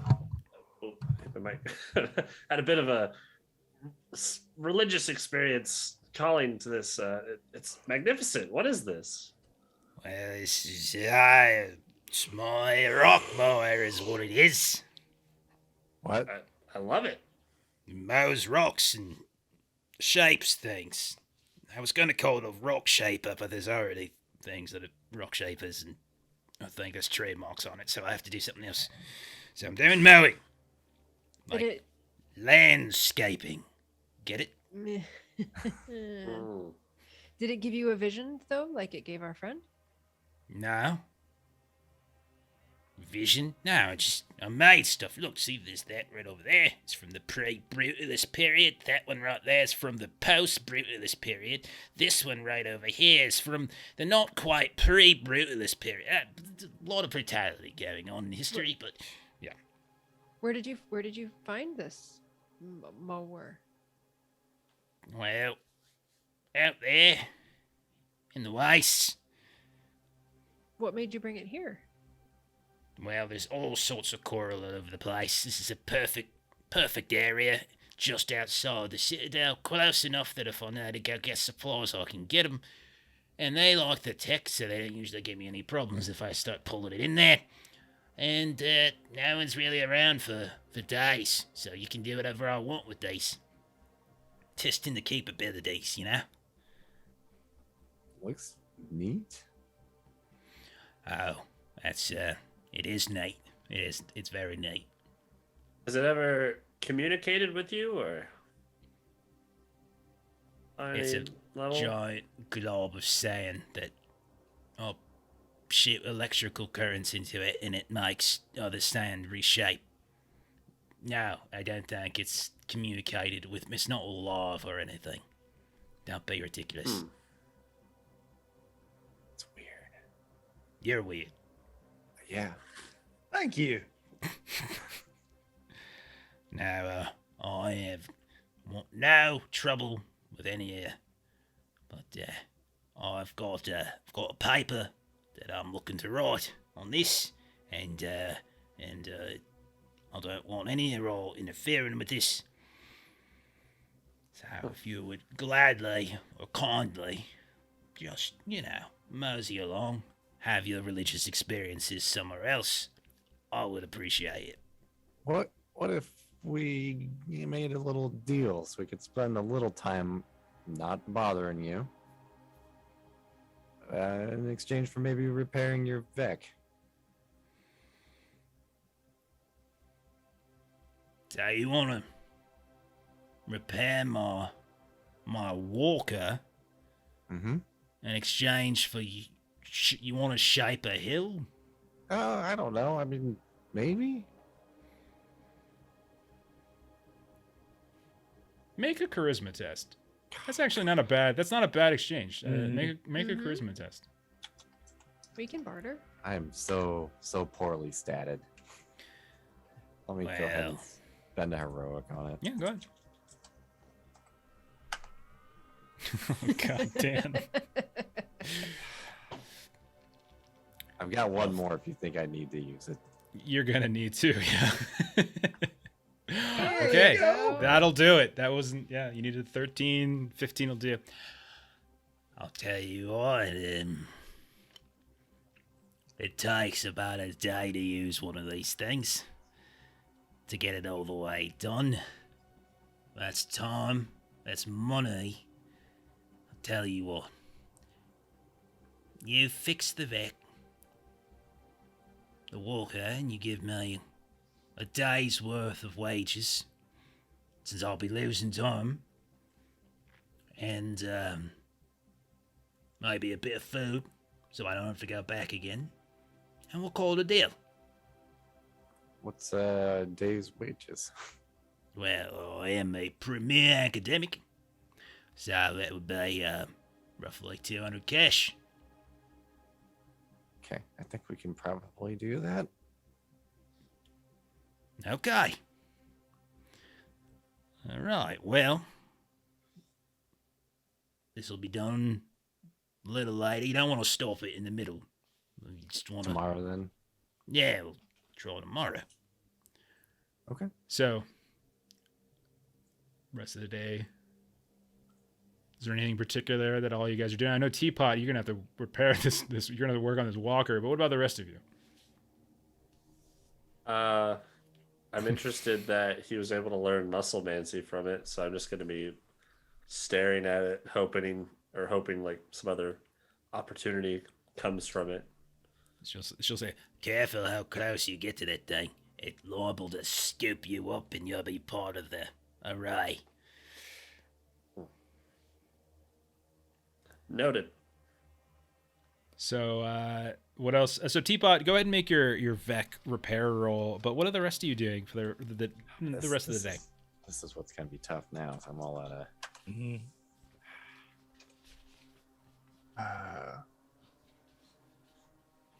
Man, I guess the only thing that would be on my list is trying to patch up my broken pot. I wish I had placed my stats differently. Could I assist with the Vom tech? Do you have any? Like do you have his some repair? sort of skill that would work that you think would apply? I have reverse engineer. I think Which that's fair. I could use that to like help him, if there's a component that's stuck in a place it doesn't need to be or something like that. Okay. I'll help him do the heavier lifting parts of it. There we go. Okay. All right. Go ahead and go ahead and roll your reverse engineering. Okay.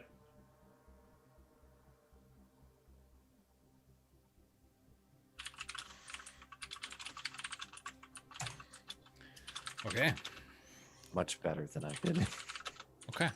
You two do realize, though, as you're repairing this, that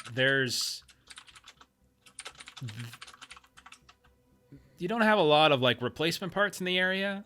So you realize you kind of have to start harvesting some things from your metal steed and from the megapede to kind of to make the proper repairs, like this far out in the middle of nowhere. But it's doable. Did we have some junk parts, or did we sell all those? We sold all of the Vohm tech, which is different than junk parts, but yeah. Yeah. Okay. You said you were doing something there, Chuck? I was just going to work on trying to patch up the crack in my pot. Okay. Do you have some kind of craft nothing test? useful. Yeah, I could do a craft test. That'd be what, thought? Okay. Thought? Yeah, I'll take thought. If she'll let Oh, I me, got a I wanted 19. to go look at the creations that she's made. Yeah, she doesn't mind that at all. Yeah. They're like giant sand castles, but they seem to be.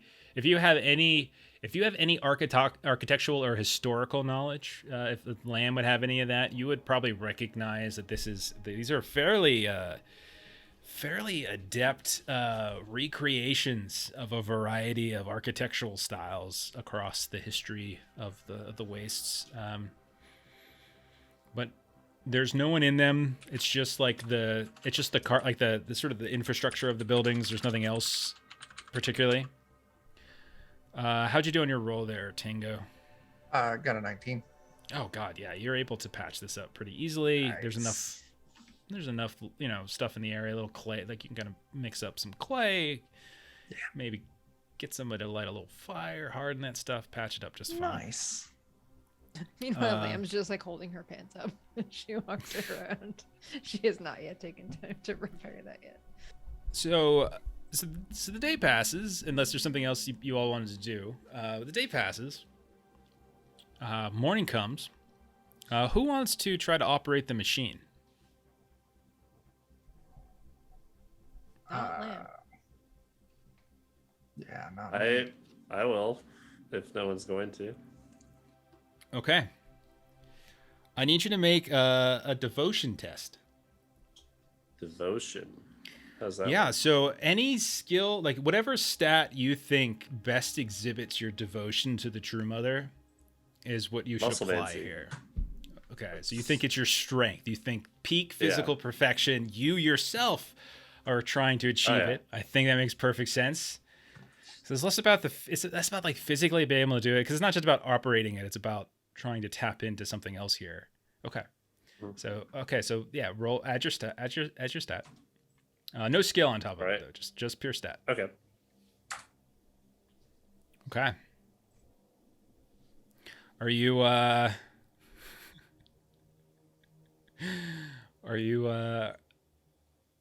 happy with that roll? I have to be. So yeah. Okay. All I right. don't have any heroics or anything left. So, do you say anything, or like, what does it look like when you try to operate things? You get the little control panel from her. You start, putzing around. Like, is there anything you say? Like this is kind of a moment of reverence. Is there anything you do? Anything anyone else does?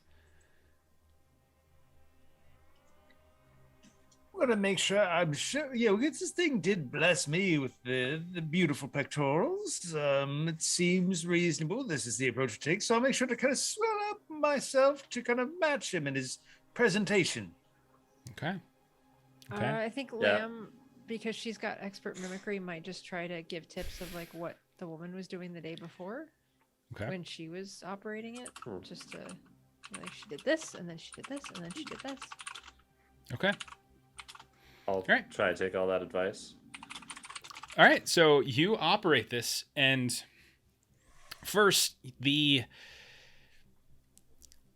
as like the day passes, about midway through the operating, you can see the blob pulls off to the side of a hill that you were just messing with, and you see that behind it you see a perfect dryland coral statue of the True Mother in her kind of peak physical perfection. She's got a hand reaching up to the sky as if to kind of call down a beam.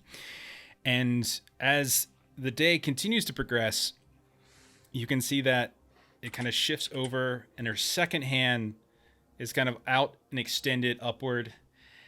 The hand up into the sky is like, once it's finally finished, you can see that it begins to glow, and this beam of light just bursts down from the sky, and this makes this huge radius, probably about 700, 800 feet radius around, overcoming everybody. So all of you kind of get imbued, including the doctor over there.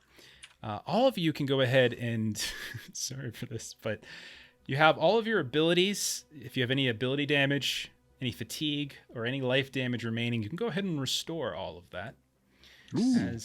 As the aura of the True Mother from the sky, something from the sky comes down and just like wraps over you.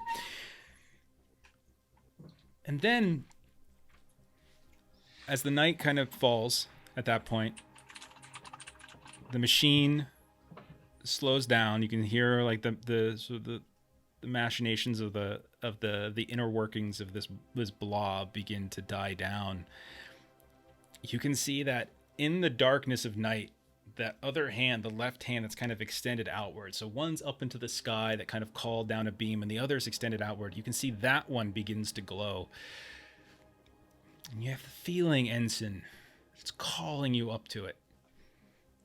I definitely like flex and like maintain that and just strut to it. Okay. I like the arms up in the air. Yeah. They can't get down. So you begin the class. Does anybody else go up? Or just Ensen? I mean, I'm kind of curious since Float up there. I am too. Yeah. Yeah. Yeah. So you all eventually, I'm not gonna make you roll. You make your way up this statue one way or the other, and you realize you're a good 30, maybe 40 feet up above. This is kind of where that's sort of the height of this thing, quite large. And you can see that there are these tiny little skittering objects moving about. And as you look closely, you realize that there's about 9 different miniature lion-sized, like with like human hands, like for paws, that are just kind of skittering around in this weird spiral around the center of the palm, where all these kind of geometric shapes are kind of forming and glowing. And there, right in the center, is this cylinder, like this glowing cylinder made from some kind of plasteel. And you can see that there's little cuts in it here and there, and as if like it's encapturing something. And in it, there's some kind of like glowing liquid that's sort of sloshing back and forth. Now, the cylinder itself is quite large. It's probably a good 6 feet tall. And as you try to pick it up, Ensign, it's incredibly heavy. Mhm. But This is it. So do we drink it? you don't see any discernible means of opening it. But as you're looking at like the encrusting metal around the cylinder, there's all sorts of these little jagged squares and peaks, almost like a key into itself. So if you think of like what a key looks like, and has all little jagged things, same thing, but it's kind of in a 3D shape around this cylinder. So like it fits into something else. Yeah, you could say that. All Okay. you know is that you're trying to recover a key, multiple keys, in fact, and you were just kind of be shown the way. So as far as you know, this is what you're supposed to recover. The specific operation of it, you're not sure yet. Unless someone wants to mess with it, then you're welcome to mess with it. No, You said it's like a hole, like a key could go in. So basically the palm is up, and there's like this swirling like miniature lions with space helmets and human hands. And then at the center of the palm, there's like right in the center of it is this cylinder with all sorts of these glowing geometric shapes around it. But it's this metal cylinder that's about 6 feet long, and like it's sort of dual layered, because like on the interior of the cylinder, it's just some sort of glossy, like glass infused glowing material, but the outside is like a metal cylindrical case. It's got all sorts of little cuts and jaggeds in it, like it's a key. Like you can, if you imagine like bending a key and folding it cylindrically, that's kind of what it looks like. Okay. Does it seem like it fits with the box that we have? Or Or might? Or... No, it does not. Like what you have, like the box you have is a fairly normal storage box. It's just quite large and heavy. This is tech that kind of exceeds most of your experiences. The only ones that might have any kind of inkling of seeing something like this before might be Lamb and Teapot, since you come from, the Spectrum Satrap area off to the west. So you might have seen lingering ancient tech of some kind, maybe preceding Vohm tech, maybe something of the old times, the old engineers, perhaps something that might have fallen from the sky. Properly, like we're looking for a key, and then we find this thing. Looks like a key to me, kind of, or a crown. Like We should maybe. take it. Yeah, Oh, we of should course. take it. Okay. Yeah. I mean, Feels like a everybody was key. just looking at it, and nobody was like going to grab it. Speak of which, Doc, have you ever seen a miracle before? How do you feel about this? What are you talking about, miracle? You just made a statue. I made like 4 of them over the past 2 weeks. Look over it. Well, in the daytime, I'll show you. Do you not see the glowing? What glowing? I think it's only showing to us. Because we're special. We're special. Okay. Of course, right. Can Yes, pick up yes. Can I pick up the little lions? Yeah, roll some kind of animal handling test. Oh God. They're like the size of like a Dachshund, but they have like space helmets and they have like human hands. We need them. Oh. Oh my god. Oh no. Did you kill them, Dan?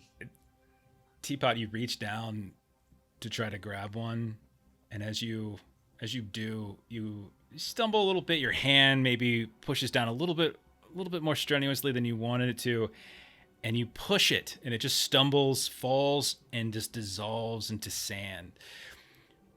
One by one, all of the others kind of turn and look at you, and you can't see their faces because they've got that kind of astronaut helmet on, but you hear this like howling coming from inside the helms, distant, muted, but almost like perfectly like in tune with one another. And then one by one, they just poof, poof, poof, poof, poof. I hate everything. You and your big mitts. What did Teapot you jumps off do? the hand. Oh no. Oh, poor I guy. wouldn't do that. Oh man. Okay. So you guys have found the first key. Yay! Yeah. We'll go from Found there. something. Mm. Yeah, you found something, that's for sure. Mm-hmm. Who knows what this goes to? But yeah, I think we'll call it there for tonight. We're special. We'll presume that you all head back to the Citadel, and from there we can kind of decide whether you want to explore the other discovery or whether you just want to get on the road and continue traveling. That's kind of up to you guys next time. But yeah, we'll say you repair the Vec walker, the porcelain walker, I should say. You've got this item. Some of you have been blessed with additional abilities from the True Mother. And we'll And go some of forward us to has that. got a rock in our hand. Oh, poor Khalil. Maybe it'll be your turn next time. We'll see. I've just got a collection of sorrow from little tiny lions I killed. You killed those well, little there's tiny space lion men thingies. Okay. That's all I wanted. Well, you rolled a natural one. I know. If you rolled anything but a natural one, Right? you probably would have just destroyed one, but the other ones would have been okay. But a I think it natural was one- a very successful night because we've doubled the amount of musclemancy in the party. So, You also made a ton of cash too. You all made a bunch of I cash. made a ton of cash. So you might want to look into, the Citadel is one of the few places you can still spend cash. So if there's something that you want to spend, you could potentially do that. But like most of the other places you're going to be going from here on out, you're not going to be able to spend cash as easily. A couple places you will. But like the Citadel, going back to the Violet City, probably the Spectrum. If you get up to the Spectrum Palace and a few other places here and there, they might have settlements where you can buy stuff. But so if you're looking to purchase, now would be a good time. And you also, since you have a ton of cash, you could always, and you're at the Porcelain Citadel, there are plenty of like walkers and things like that. So if you want to shift over to more of a mechanical party as opposed to a natural party, you can do that too. Did we pick up any firearms for the big combat we had last game? Because they had from like every one of them. Right. Yeah, they did I not put that? I'll put that in the chat. They're pretty simple rifles. So what? We just spend some time training with it, and we can use it. Is that how that works? You can use any weapon. It's just a question of whether you don't. There's no skill required to use it. It's just you would just be using your natural stats if you don't have a skill. So it's just like an agility roll. But you could build a skill to be good at shooting a gun. Okay. Yeah, for sure. I use big game hunting to shoot a rifle. Yeah, that's totally fair.